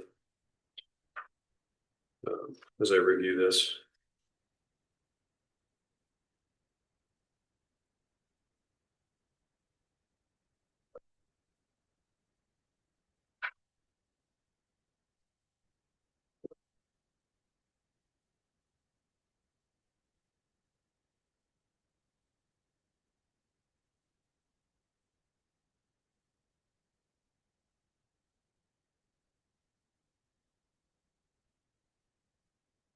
I agree that the 10-yard setback seems consistent with what we've seen in the past and consistent with the neighboring shed. I struggle with, I understand the reasons for wanting to essentially mirror the neighbor's shed, but also we have to consider that that's a non-conforming shed. So while it might make sense to do that, that's a non-conforming shed. So it may on the surface seem easy to just say, make them the same. Right. But when we're dealing with a non-conforming structure, I mean, this just it's gets not as repeated easy. to other properties to the south where they do the same thing in their corners too. We've got Right. four buildings that are all the same and. We don't have double road corners though, Well, that's true. so they're not fair. But the area would be similar. For the lot Was the size. neighbor's shed constructed when the ordinance didn't address the maximum? I don't think so, but I think that would be the assumption. We don't, I could probably go into assessing records and see if they had the date for that, but I think the assumption would be that it existed prior to current size standards. It would be a lawful non-conforming. So when it comes time to replace that shed, if I remember correctly, that's an older structure, but would they be allowed to rebuild that same size? Right.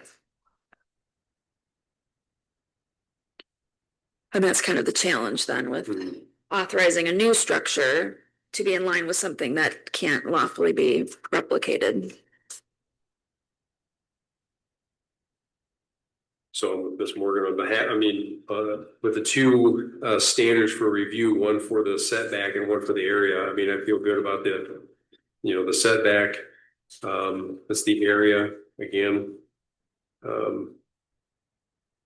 For me, for the first standard.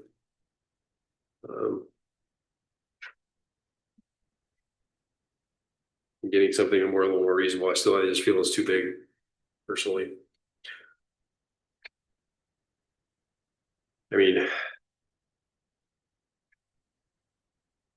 we make these concessions from time to time here. Could I add Yes. that?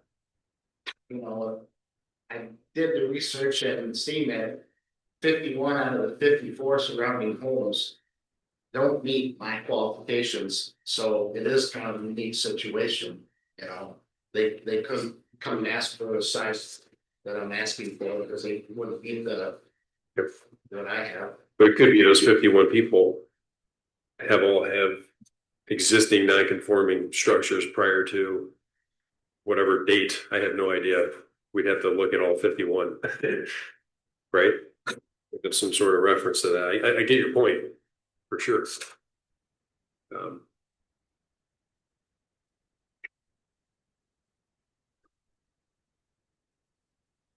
I'd like to make a motion to approve the setback variance of 10 feet where 25 feet is required. I'd like to reference the findings in the staff report, incorporate those by reference. Standards in section 38-70, number 1, that strict compliance with the zoning ordinance renders conformity with the restrictions unnecessarily burdensome. Staff report indicates that 350 square feet is the dividing line between a required 5-foot setback for an accessory building and a required 25-foot setback. In the context of this neighborhood, a 25-foot rear setback is more likely to be disruptive to the sight lines of neighboring properties than a 10-foot rear setback. I would agree with that, and that standard may be met. Second, that granting the requested variance will do substantial justice to the applicant and other property owners in the zoning district. Other accessory structures in this neighborhood are located nearer to the property line than would be required for a structure over 350 square feet. I would note that we have, this is approved lesser setback in this same neighborhood. Also, it would be in keeping with the adjoining property owner's property with a reduced setback as well. Third, that the plight of the property owner is due to the unique circumstances of the property, not to general conditions of the zoning district. Here, there's no indication that this is a circumstance of the general zoning district. Instead, this property is located on a corner, making the placement of the accessory building farther from the property line would be more obtrusive than in other areas. That the practical difficulties alleged are not self-created. The difficulties alleged in this case stem from the configuration of the property being a corner lot with multiple frontages. This is not a self-created condition, and therefore that factor can be met.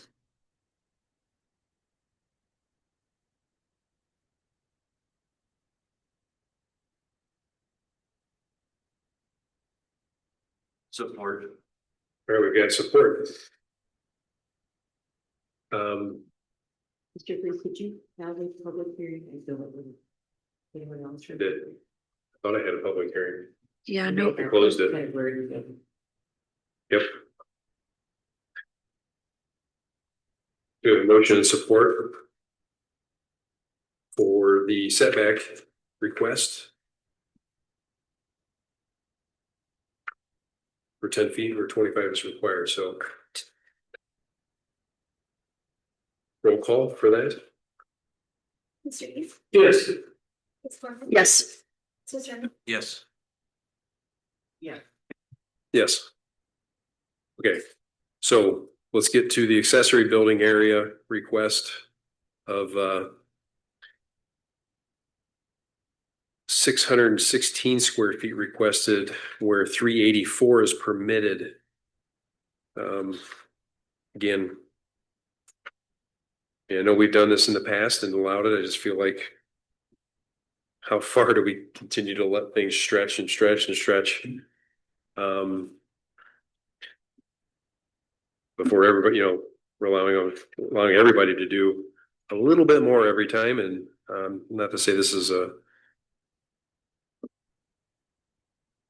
example project or example item to be doing that to, but I just feel like, again, this is for the size, it's a little bit too much personally. I'd like to see it a little less, but I don't know how everybody else feels. So if there would be, No, I agree that because it crosses over the 3% threshold, which has kind of been the upper limit of what this ZBA has approved, I tend to agree. may I ask the applicant, would you be willing to accept a lesser relaxation for the area? And what, and if we could get it to a point of 500 square feet? I would like to go 3%. You wouldn't go any less than 3%? I would prefer to Okay, compromise to that level. so that's 576. 570, okay. Oh, yeah, 576, I'm sorry. I got 574.9, 19,166 as the square footage of the parcel. I can recheck the Okay. map a second. I was just going by the staff comment, 3% of the parcel would be 576. But I could be happy with that. The compromise.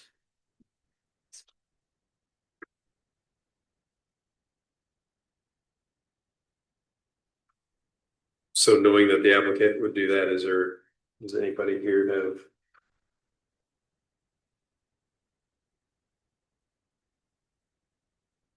Willingness to have a motion? I do not.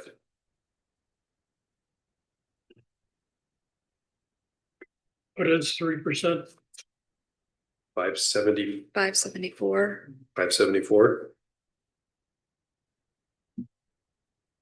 Or 384 would normally be acceptable. 384 acceptable, correct?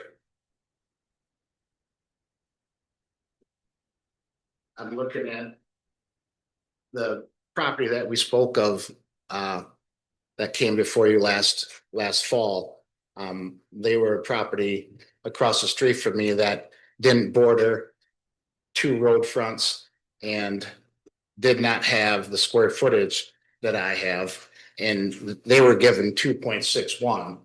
Now, considering the fact that I do have different scenario with a larger lot and two road fronts, that I get that 33% or from the middle of the road taken away.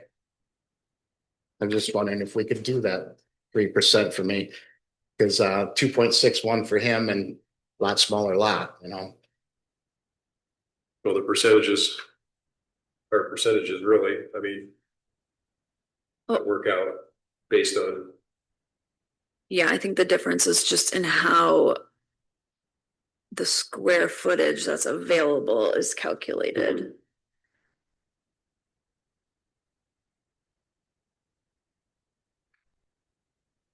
But Mika, correct me if I'm wrong, isn't this part, the parcel size is what it's based on, right? It Yeah. doesn't matter if it's a corner or Yeah, we don't it's the parcel size. adjust that. You have the discretion Right. to adjust that. Correct. We- I'm just saying, it's purely based on the math. That's kind of how that gets derived as percentage of parcel size.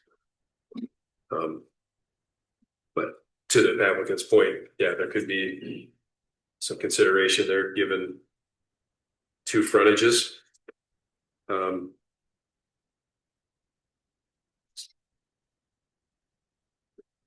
I do have, like I was saying, like 6,600 plus square footage that can't even, yard that I maintain, that I can't use when it comes to this equation because of the So I get that. road frontage. Yep. It is a much larger lot.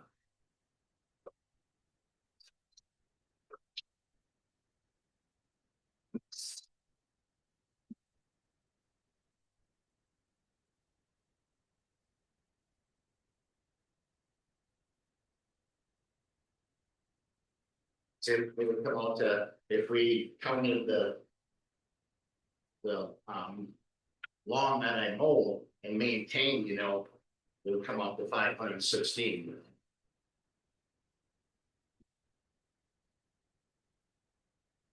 permitted. That's what you're saying? You would be allowed to have 516 if you, if you counted. Oh, I guess it. Yeah, the right of way you're mowing. Yeah.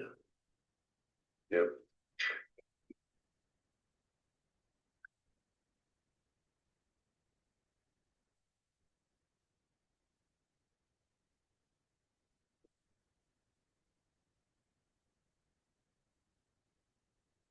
Just for sake of conversation, what's 2.8%? Of the parcel size. of the 19,200. Mika's got that. 6.4 times 0.2. Two nine. Said 29. 2.8%. 546.6566.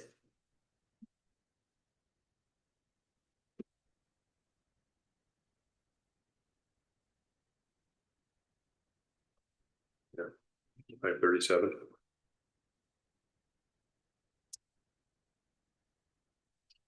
So 532.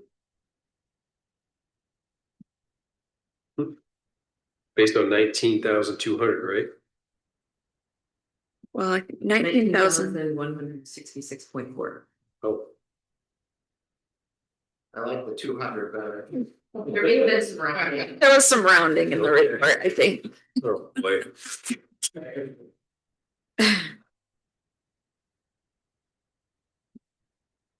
So what did we land on there? At 2.8%? 2.8% would be 536.66 square feet. 0.66. So round that 537. You may. Okay. Okay. That's 2.8. Okay.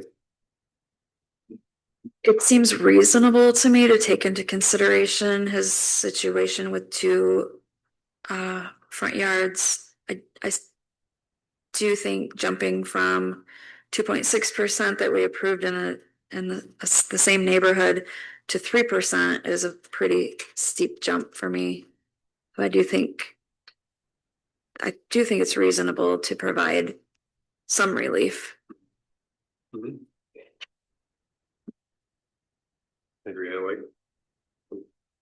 I like it better myself personally. I appreciate the applicant being willing to discuss that. You bet.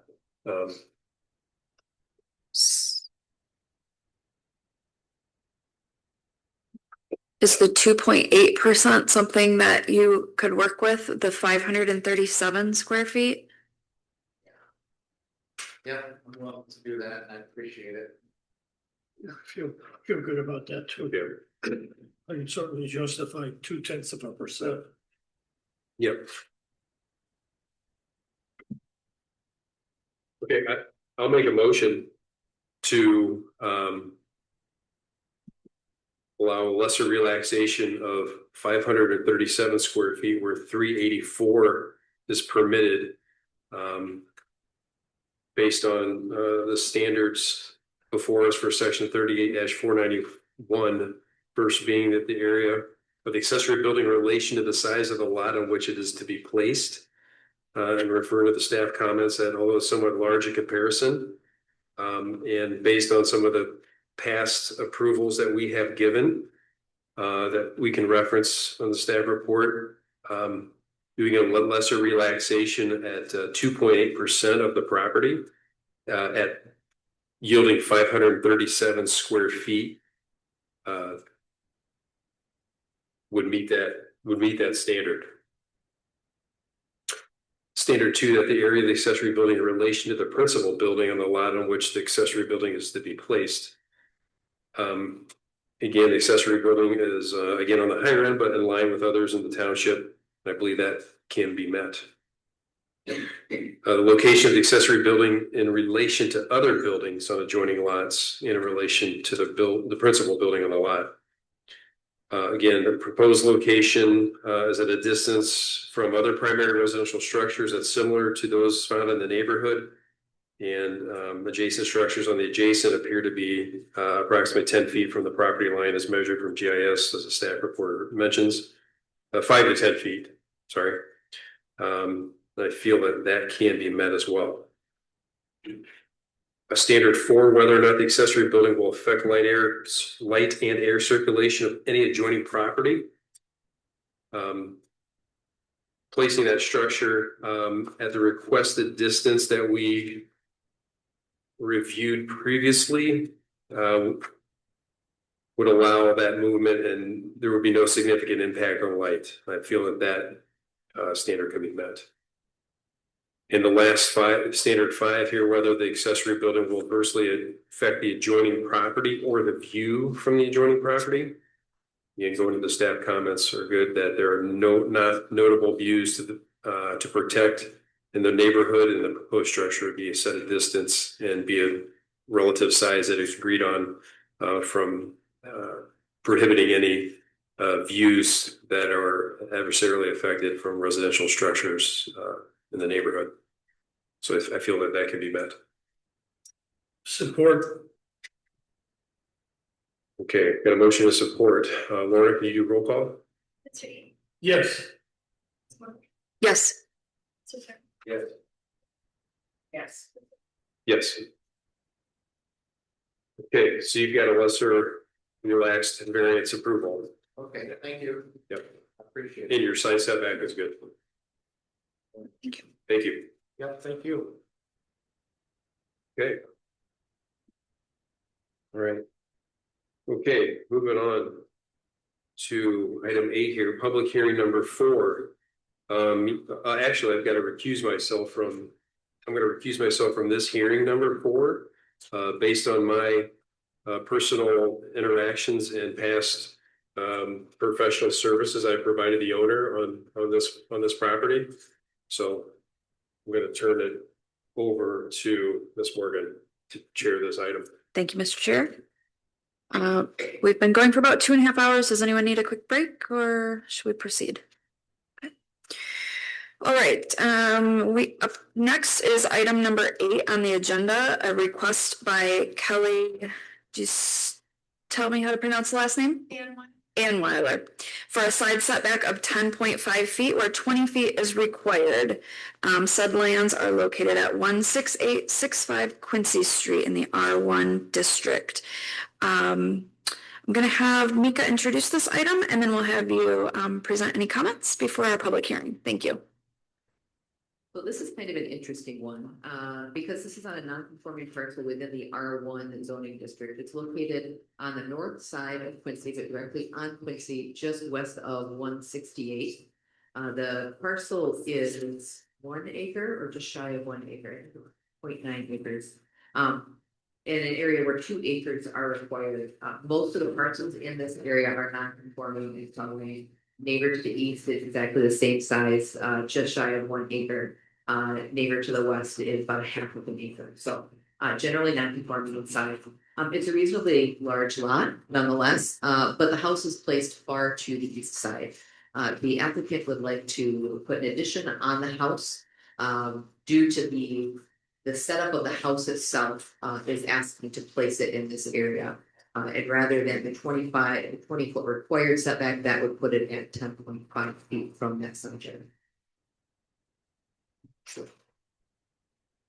Could you please state your name? Sure. Yeah, my name is Josh Bruger. I'm the builder or designer, maybe the designer at the moment. And just helping Kelly, who was very nervous. So she asked me if I'd come up here and speak. So you have the design in front of you. I think one question we have for Mika, we've got 2 variance requests that we need to do this. One's a side yard and one's the rear yard. And I don't know if I filled out the application incorrectly or if we combined and missed that, because the backyard is also in question. Let me take a You look. want to take a look at that in a minute while you? Okay, yeah, sounds good. Maybe that break. Do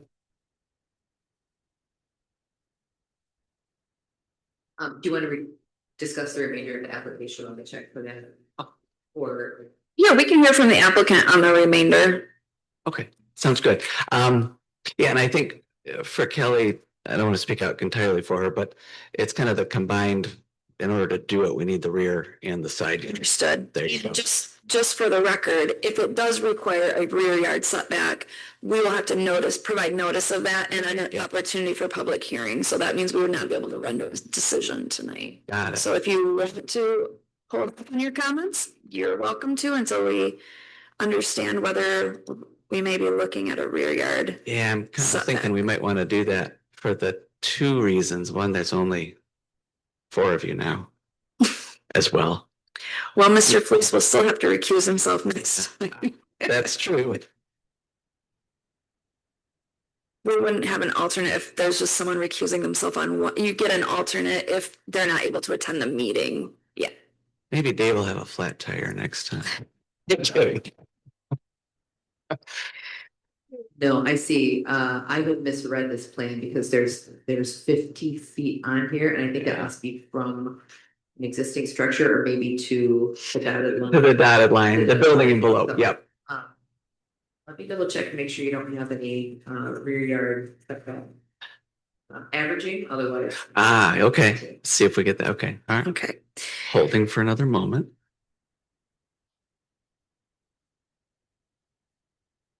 I'll just indicate while we're waiting on that we did receive one piece of correspondence related to this application. This was an email sent to the applicant, actually. Is this an immediate neighbor? Okay, and they're indicating support for your plan. Okay, and we did not receive any other correspondence as far as I'm aware. Okay, we'll be opening the public hearing and giving them an opportunity to speak as well. I do not see rear yard. They're averaging. Okay. Okay, so in that case, we can open the public hearing to hear from those who are in attendance. It sounds like we'll have to renotice the public hearing to include a request for a rear yard setback. So we won't be taking any action on this tonight, but because you do have at least one person in attendance that you know wants to speak, I'll go ahead and open the public hearing at this time. Okay. Sounds good. And if you could just sign in and state your name for us. I don't think you can, just don't have a paper. Oh, no, I think the prior applicant took it. Nope. Oh, that's fine. Oh, The did prior someone walk applicant out with grabbed their it. sign-in sheet? Well, Just pretend, right? Let's just say that. They're on the bottom, you got with that, they're on the bottom in there. It's locked. It's locked. Push it, no, push it, you can serve that. Oh, it's a push. Oh, very good. It's like they took the pen too. Oh, Jesus.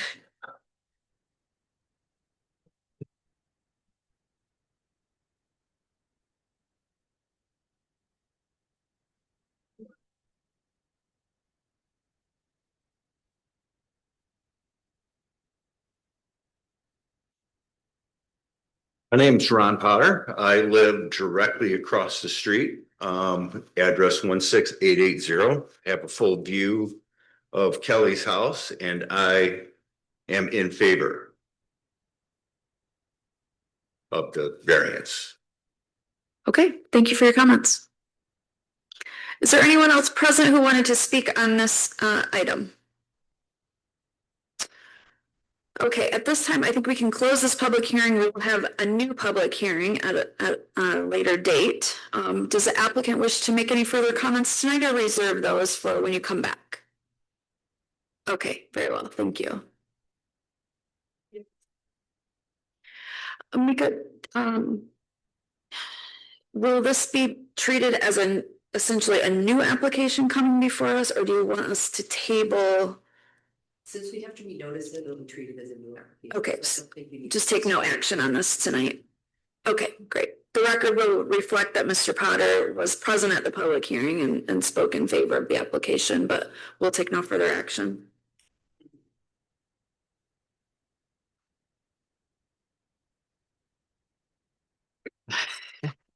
We enjoyed listening to the rest of the meeting.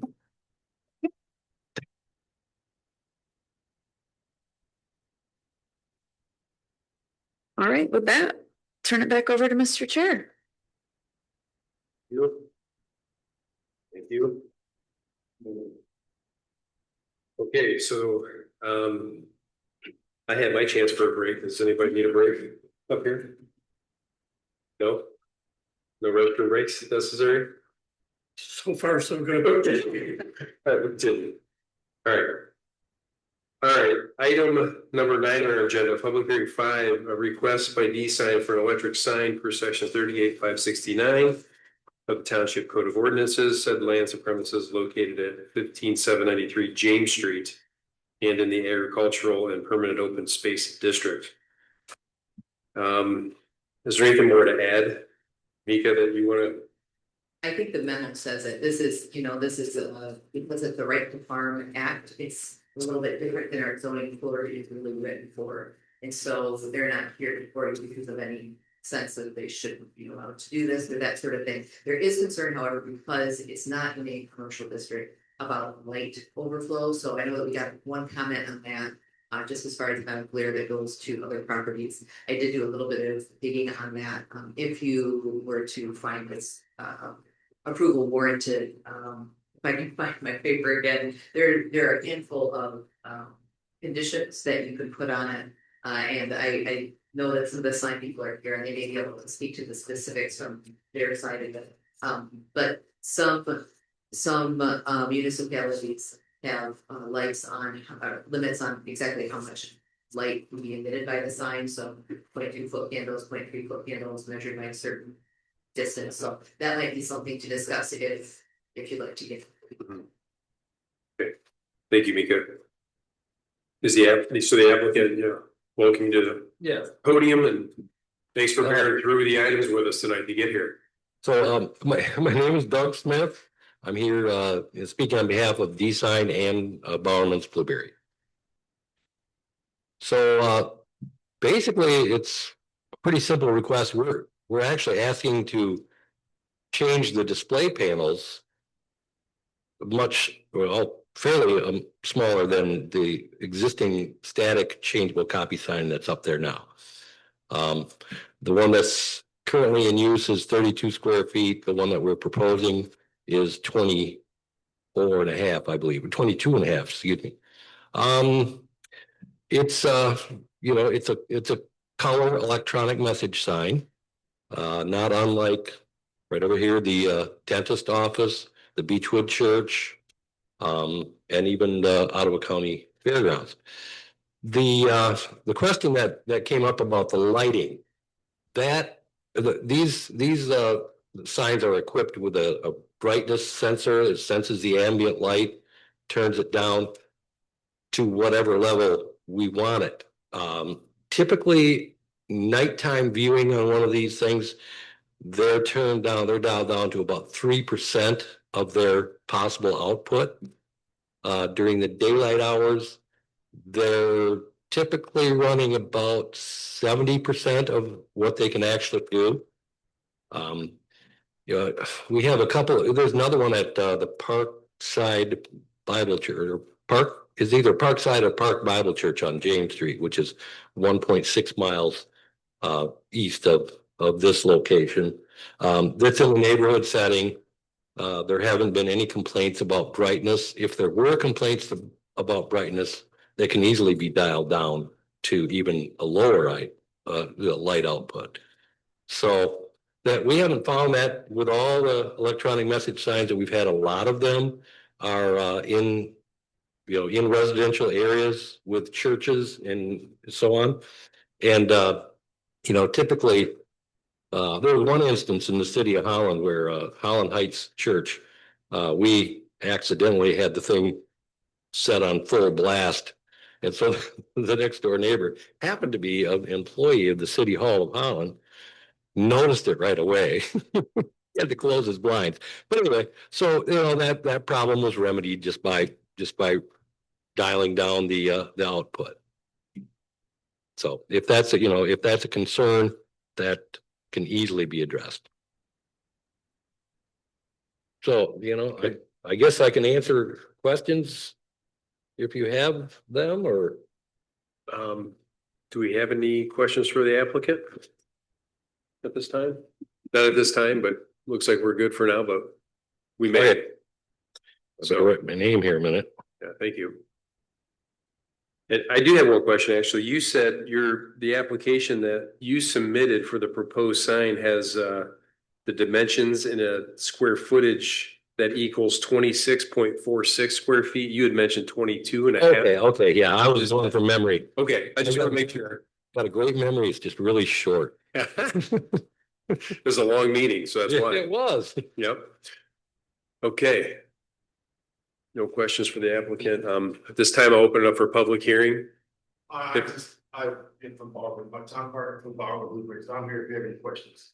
Oh, okay. So as far as residential goes, or, the light source, I'm surrounded by neighborhoods. I am the farm.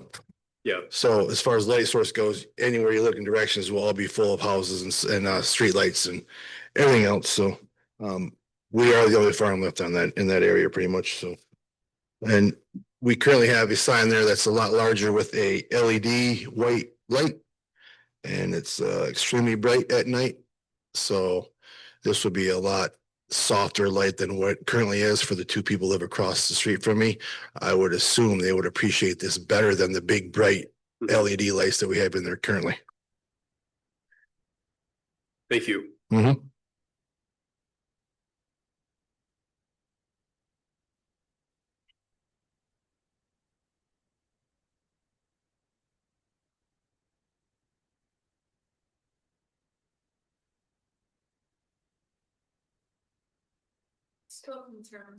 You spoke in terms of the percentage of output. Can you approach it? The correspondence that we received from the neighbor across the street expressing some concern, I wouldn't say opposition, but some concern, is referencing International Sign Association and Out of Home Advertising Association of America, their guidelines that indicate brightness level tied to foot candles, 0.03 foot candles above ambient lighting. So is that? Okay, so the output of one of these signs is expressed in a term called nits. And to be completely honest, I don't know what a nit is. I do know that in order to overcome direct sunlight, you have to have like 7,500 nits, and these signs are capable of producing 10,000 nits. So they can be super bright. Now, as far as the candle measurement, I think you have to have specific light meters or something to measure that. And so we basically have found the comfort zone, if you will, between the way down at night to like 3% of possible output, and then during the daylight about 70% of the total potential output. But I don't know how to express that in the candela or whatever that measurement is. And do you find that the 3% output at night depends on, does that number vary depending on whether there are street lights or other light sources in the area? No, you set the parameters, and okay, when the light starts to dim, when it's dark, it bottoms out at the 3%. Now, at dusk, it might be, slightly above the 3% because there's still some ambient light. But Relative to the nit scale you referenced, what is 3% equal? Do you know? Math is not my strong suit. Okay, I'm just curious. 3% of 10,000. Of 10,000, okay, that makes sense. No, where the township does permit this type of a sign in commercial districts, the ordinance indicates that there must be minimum 10-second intervals between message changes. Is that possible with the sign that is being proposed? Yeah. And it also indicates no animation cartoons or moving pictures. Is that also consistent with how Yeah, that sign would yeah, operate? You know, the screens will display whatever slide you present to it. They are capable of doing moving pictures. But you know, unless you program in some moving picture or something like that, it's not gonna happen. So if there was to be a condition that there be no animation, cartoons, or moving pictures and 10-second intervals between messages, the sign is capable of performing them. Easily complied with. One of your neighboring townships actually has a form that the owner or the person responsible for publishing the content will sign off on it, saying, okay, I agree that I'm not gonna do, you know, any dancing pigs or Yeah. anything like that on the sign. Blueberry. Yeah, anything blueberry. I mean, there are obvious reasons for those types of restrictions. They look great, but they're also distracting, right, to drivers and Debatable, but okay. Yeah. can be.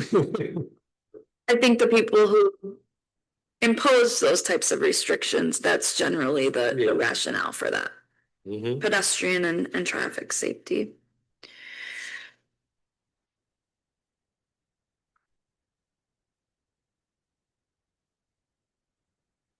I mean, not only what is broadcast on that, but we could even consider like the owner meeting with those adjacent owners as it's operational to say, is it too bright?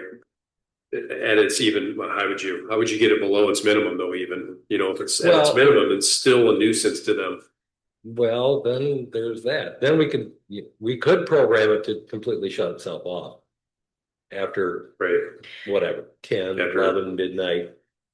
You know, I mean, the traffic in that area, the middle of the night is pretty light. Negligent. Yeah. So if it seems like if we're balancing interests, that not having an illuminated sign at 1 a.m.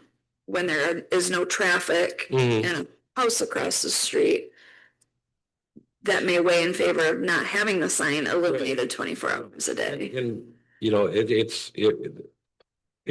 they have any kind of issue with it, you know, all they have to do is say something, and I'm sure that you know, the owners of the sign are gonna, you know, comply. And if they're not, you know, they'll have to, you know, speak to the township about it, you know, explain why they're not doing it. But you know, that typically that's not ever an issue, really. I'm trying to remember right now. Does the existing sign turn off at night? Are you turning the light off, or is it always illuminated? I don't know. It can be turned off, but sometimes illuminated. It's a lot brighter than this one, but Yep.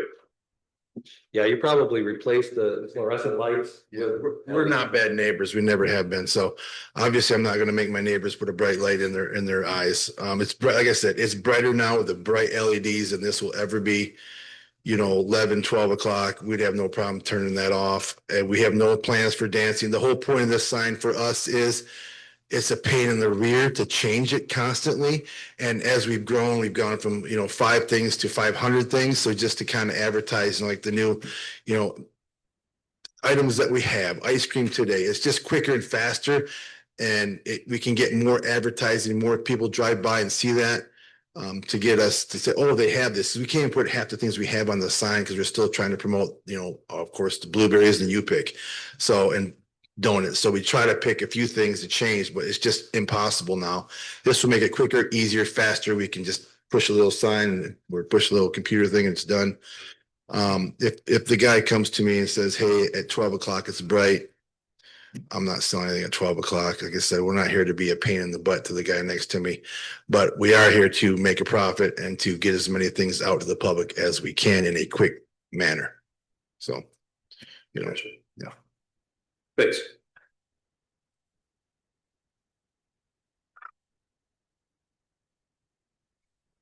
Public hearing on this. Hi, I'm the neighbor. My name is Sam Guffey. Oh. And yes, I'll sign in too. I submitted comments that have been considered already, so thank you for that. I won't repeat those. My wife, who's at home taking care of our daughter who can't last a 3-hour meeting, asked me to offer some other comments that differ from mine. Before I share her thoughts, I'll just say thanks for your clarifications.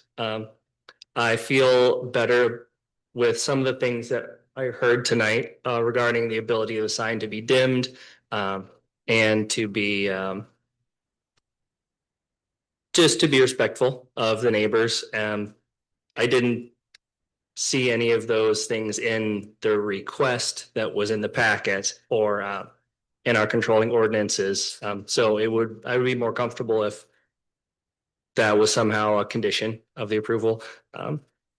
But I'm not saying I'm opposed to it. I'm saying thank you for being considerate. And now I just want to share what my wife asked me to share, that we're concerned if it could be changing too frequently. Hopefully there would not be a new message every 10 seconds that could be a disruption. And we're concerned with brightness at night. It would be nice if there were a time that it could be turned off or turned to a minimum brightness level during the nighttime hours. And I think that about covers it. Thank you. Thank you. Is there anyone else present that want to speak? All right, seeing no other participants, I'm going to close public comment and open it up for board discussion.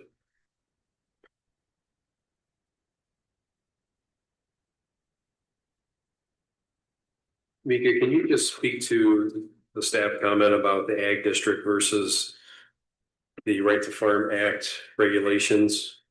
Yeah, so most of the Bowerman's farm market is governed by the Right to Farm Act. So the Right to Farm Act has a specific section on farm markets, and it vacates our ordinances in most cases. There are a handful of things that we can still regulate under farm markets within the Right to Farm Act under what are called the GAMPs, the Generally Accepted Agricultural Management Practices. And though they're published by MDARD, the Michigan Rural Development Authority, on an annual basis, they're updated. They usually stay about the same.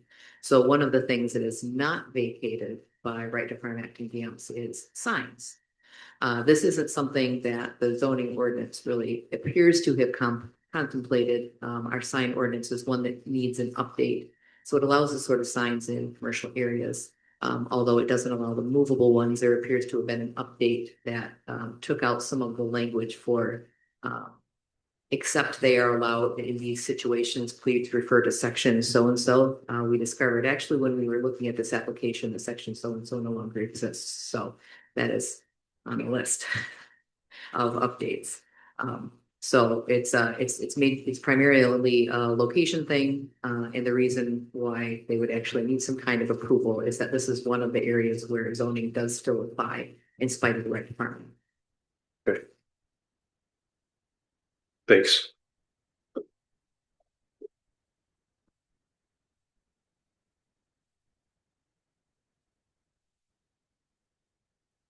So it looks like we've got four standards in front of us to review.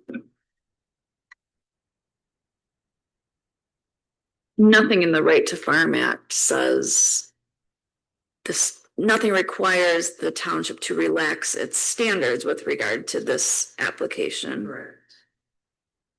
And there are a number of other farms in the area that could present the same type of argument. There are, this is one of only two, what we would call agritourism or agriculture plus in the area. So Englewood is another one.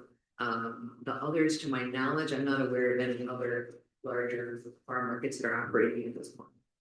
Yeah, They could. Yeah, that's true, that's true. What would you say? Camp Place, blueberries as well, but they have more just of a UK operation. They have both farm markets. Okay, I guess I need to have more. So there's one. What about the winery? Yeah, Tanglewood. That's Tanglewood. That's what you talked about. Okay, I'm getting there. I guess I raised that just because I want to be mindful of the impact that this could have with similarly situated property owners asking for the same thing when our zoning ordinance doesn't authorize it or contemplate it without a variance. Whether that really is a practical difficulty for purposes of a variance. I just personally want to be mindful of that. This to me feels like the type of application that could have a trickle down effect. And I don't know if that's the intent of the ordinance. It's just, Was there a variance at the beginning for the sign that's there now? Not that I'm aware of. So it's like a non-conforming. I wouldn't say it's probably not non-conforming. So what it has right now, it's conforming as far as location and size and everything else goes. And I don't know how the GAMS have changed over time, if that was something that has evolved. They may not have needed any kind of permit when it was put up. It was before my time, so we're just. We had to get it from it.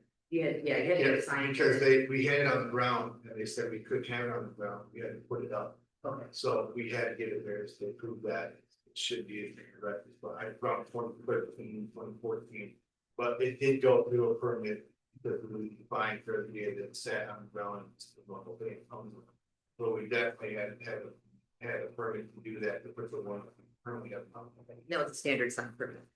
Yes. Yeah, and so that would be, because it's not the movable type, that would be something that's permitted, so. At least as they stand right now, the GAMS require you to allow one sign, for farm market, so that's what they do.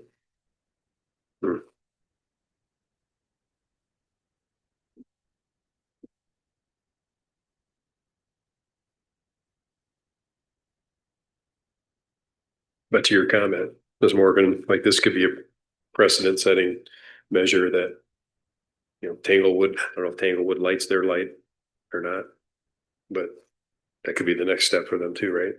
Let's get an LED message board to broadcast what we want. And If I could, just bear mentioning. Would you mind having him approach? can you approach the podium and Sure.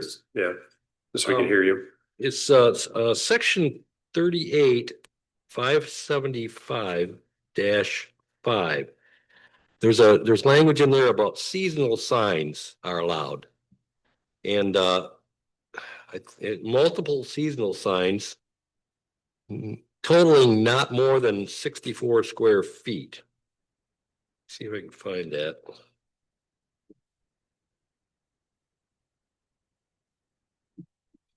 One or more temporary seasonal signs advertising business operations such as being open or the sale of products on a lot where the sign is located. The collective total square footage of such signs shall not exceed an area of 64 square feet per lot. And no individual sign shall exceed 32 foot in area. That was temporary though, right? Yeah, it's a temporary seasonal sign, so. Does that mean like a mobile sign? Yeah, probably like stick signs or similar. the proposed sign is not a temporary sign, so that would be outside of the seasonal or temporary sign restrictions.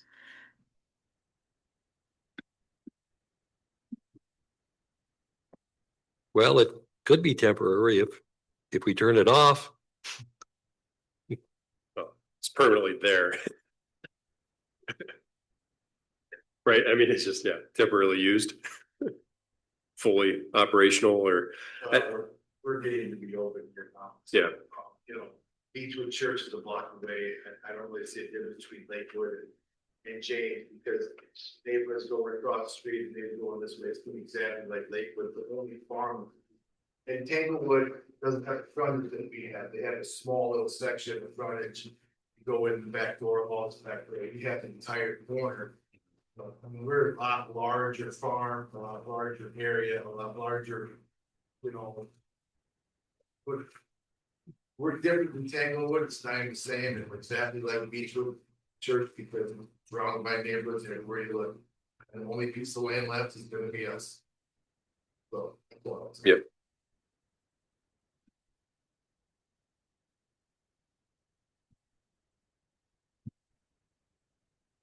The churches fall under a different category. Be zoning district. And as far as where those churches are, I haven't looked into those at all, so I just don't know.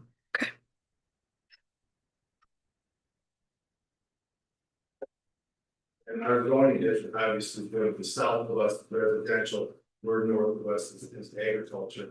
Where Tanglewood is agriculture on both sides of that, it's on the same side. There's.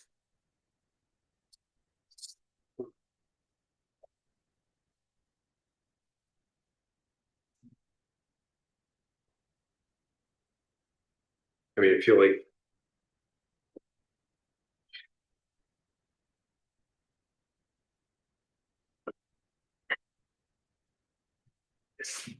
The intended use makes sense and it's purposeful for what they're doing. The only way it's different from what exists now is that it's capable of doing a lot. And as far as, light output, it sounds like, it's obviously much more controllable than what is presently there to be mindful of, the adjacent properties across the street for a residential neighborhood. I think so long as there would be a good relationship, it sounds like they're, going to abide by rules that maybe that could be established within this body here, that we have some contingencies or to place upon it for, making sure that, things are addressed with the neighbors prior to, like a pre-approval of messaging or illumination levels are understood.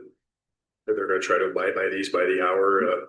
Seems like this could be a better circumstance than what there is now, but just one level of light all the time. And, I feel like this might be an improvement for that, for sure.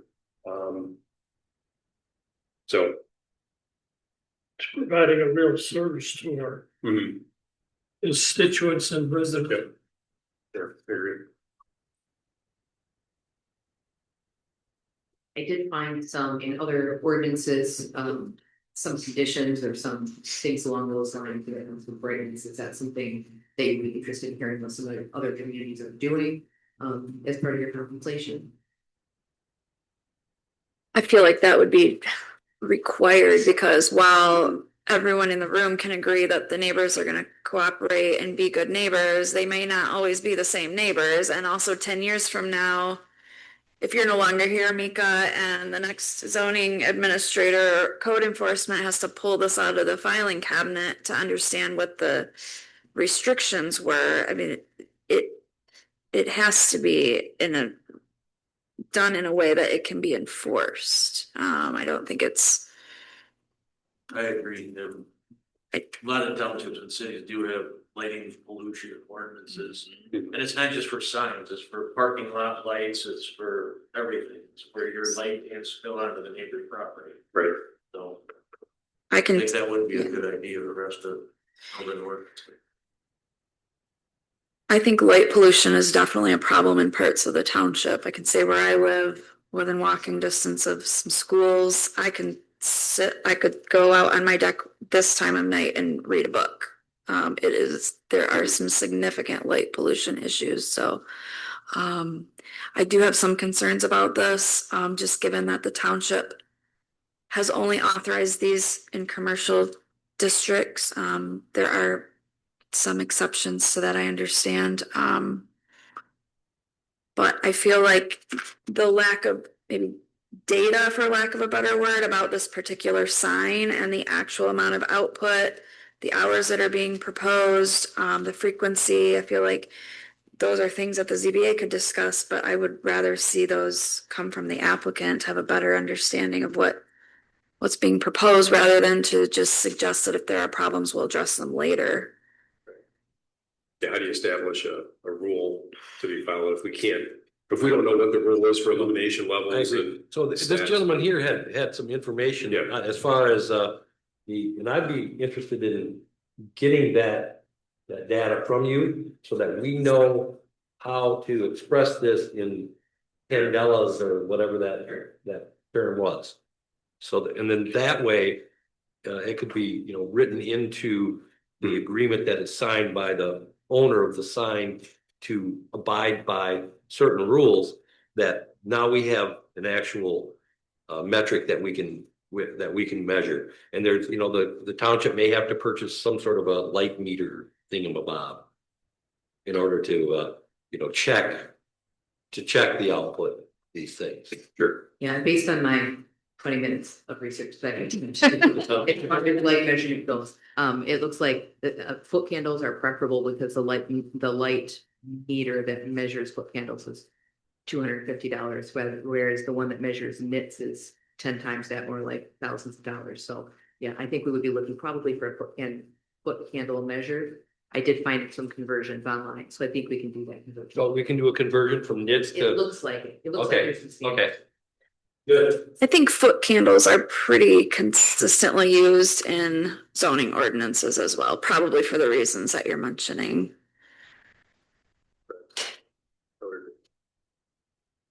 It's pretty standard unit that's referenced for lighting levels. Those are two different measurements, right? Like the nits measure the illumination of the surface area of the sign, and the candle foot measures the falling light, like where it lands. That may They're be two because different measurements. yeah, what the part I was reading was saying that it's harder to measure the nits because you have to be in a very specific location. So that would make sense if that was related to like that specific spot on the sign. Have you guys been to buy these signs at night? They don't give that much light out. Because anyone's seen one at night, if you've gone past the churches, you barely can see it. The light source that we're talking about is gonna be minimum to the white light that I have now. Which probably goes to his front door, because I know my brother owned the house before I know exactly the layout of that house.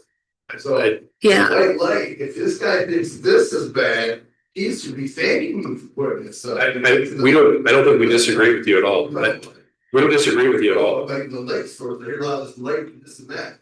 What we're proposing is 1,000 times better than what it currently is. I think we all agree that that's true. Light number.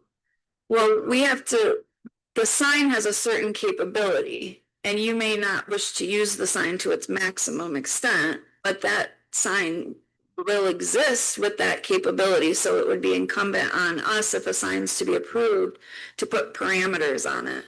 And, those signs, depending on whether the message has a white background with black lettering or light, it depends on the message. That's not the message, but depends on the color of the image that's being projected. So I agree that we're not disagreeing with you, but that there would have to be some parameters on a sign like this, especially where it's not permitted by right. Any brand of church or sign across the street here, you have those in place, and they're already there. We're not the person to ask for that. The Beaver Church is not in a commercial area. That's commercial area, and I'm confused with commercial area. What is their parameters put on Beaver Church, which is a lot further? Do you think churches are subject to some different rules when it comes to zoning? We don't, and I'm talking like on a state law level, not a township. But I think there are some state laws that provide some different treatment to those types of entities. But I could potentially look at that. Yeah, I don't have any background on those. They were all pre-existing when I got here. I haven't had the opportunity or reason to look at them this point. A lot of times you'll see carve outs for schools and religious institutions just based on state law. I will say that we did the Beechwood Church sign, the electronic sign. We also did the one for the Marigold Family Dentistry right over here. And we had to pull permits, Parkside Bible Church. We had to pull signs. At that time, there was no written parameters, so to speak, for the light output. We just kind of let common sense prevail. If this thing looks you were right, you need to put your sunglasses on at night. We've got turned up, in residential neighborhood. If it was too bright, we would hurt. So, but I can understand your desire to have that light up with measurable. I see that. That was never a requirement with any other sign, so it probably does not exist in the ordinance right now. It would be my guess. I think I called that. Sure. When we did apply for the other location.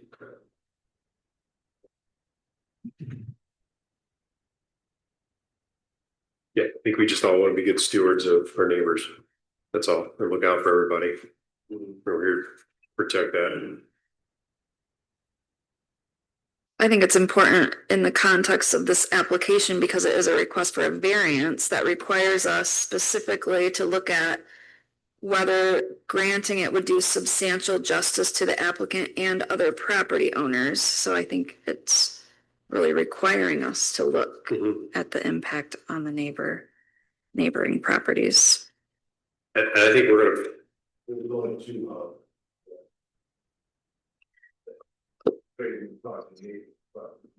Right, it says other property owners in the zoning district is how it's worded. I'm not even certain what section of the ordinance we are requesting a variance for. Specific. You're requesting a variance to have an electronic changeable sign, which is not allowed in the zoning district currently. Okay. Correct, because those signs are only allowed by right in the commercial zoning district. So it requires a variance to, well, again, churches and educational institutions are generally subject to different rules, and those are the only examples that we're hearing so far. I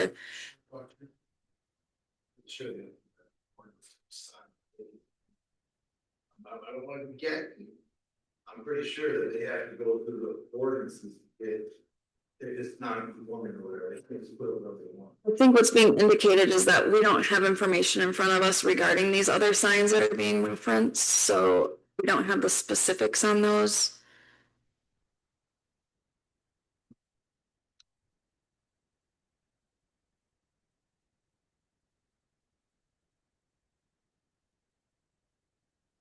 Yeah, this is a unique circumstance where we're at here. I do see a complaint in 2011 on Beechwood Church for an interchangeable letter sign that had been built without a permit. So I haven't read far enough to see how that was resolved, but presumably that was when that occurred. 2011. Right time. It could have been, there could have been more since then. I'm just reading through it here. Right. You put the LED part in Beechwood Church. Before that, they had an interchangeable letter. So you did basically the same thing. So I think the original sign was open permit. Actually, I don't remember exactly what year it was. It's been a while.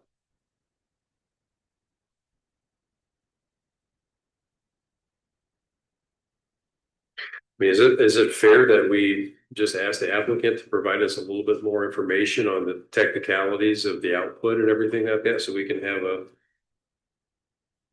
more discussion, I guess, to render a decision? Yeah, so what I would suggest, what we do at planning commission sometimes for some of these applications is kind of give them the parameters of what types of things they're looking for. And then they can come back and say, we're looking at this book candle, we're looking at, whatever the other things are that you'd like to see.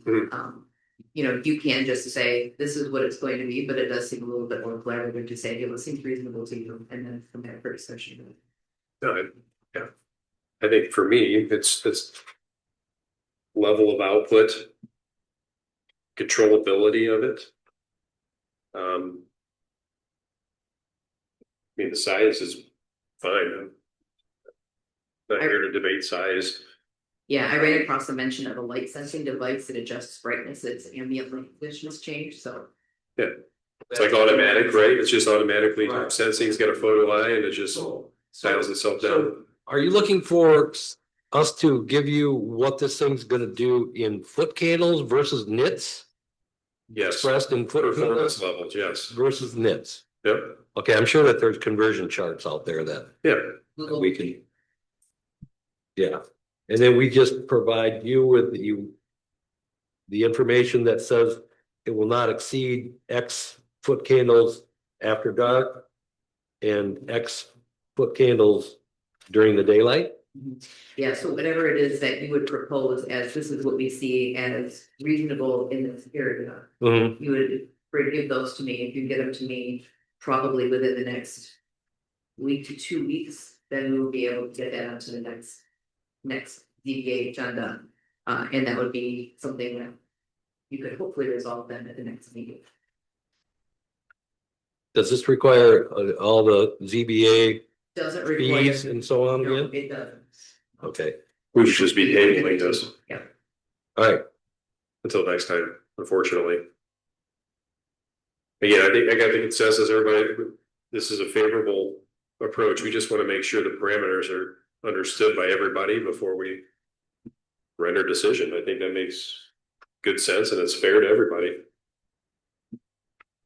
Mika, would it help if you did a little research in terms of what municipalities and other townships are doing with regard to this type of stuff? Yep, already going to do that. Okay.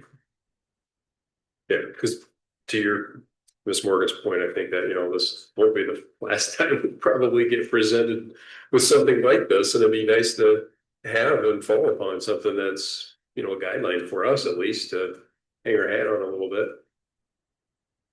So. I guess I'll make a motion that we table this agenda item. So we can have additional information that is pertinent to understanding the LED message center's digital output performances and reasonable comparisons for us to have associations with. Yeah. All right, motion and support. All in favor? Aye. Any opposed? Okay, motion to the table. So next time we'll have more conversations. Okay.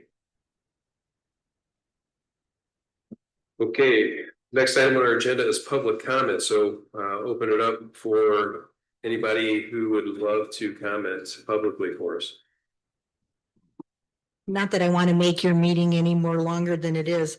I think that's absolutely fabulous that you asked for the sign data going forward. Mika, maybe perhaps I know we can't answer questions. Was Planning Commission in charge of signs before, or has it always been ZBA? I just remember Commissioner Garlinghouse, when they approved the electronic side that's in front of Itty Bitty on the north side of the road there.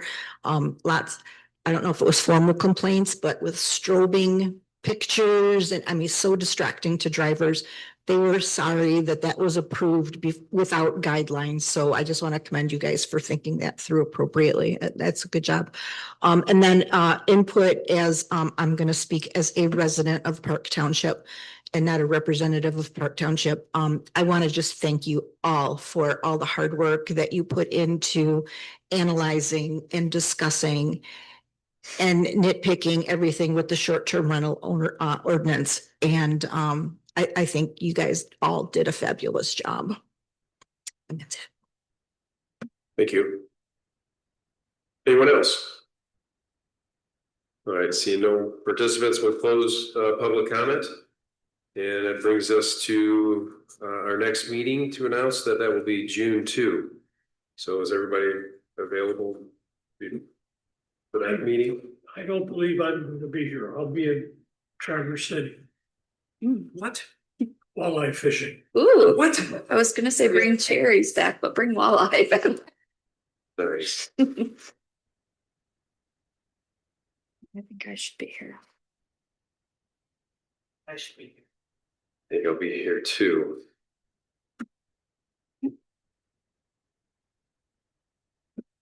Gonna miss another baseball game, but my son's There's a game. chance I might be here. We're leaving at 7 in the morning the next day. Perfect. So we may need Oh, wait. substitution. Okay. I'll give you. One. Okay. Okay, with that, I'll make a motion to adjourn. Or, all in favor? Aye. Any opposed?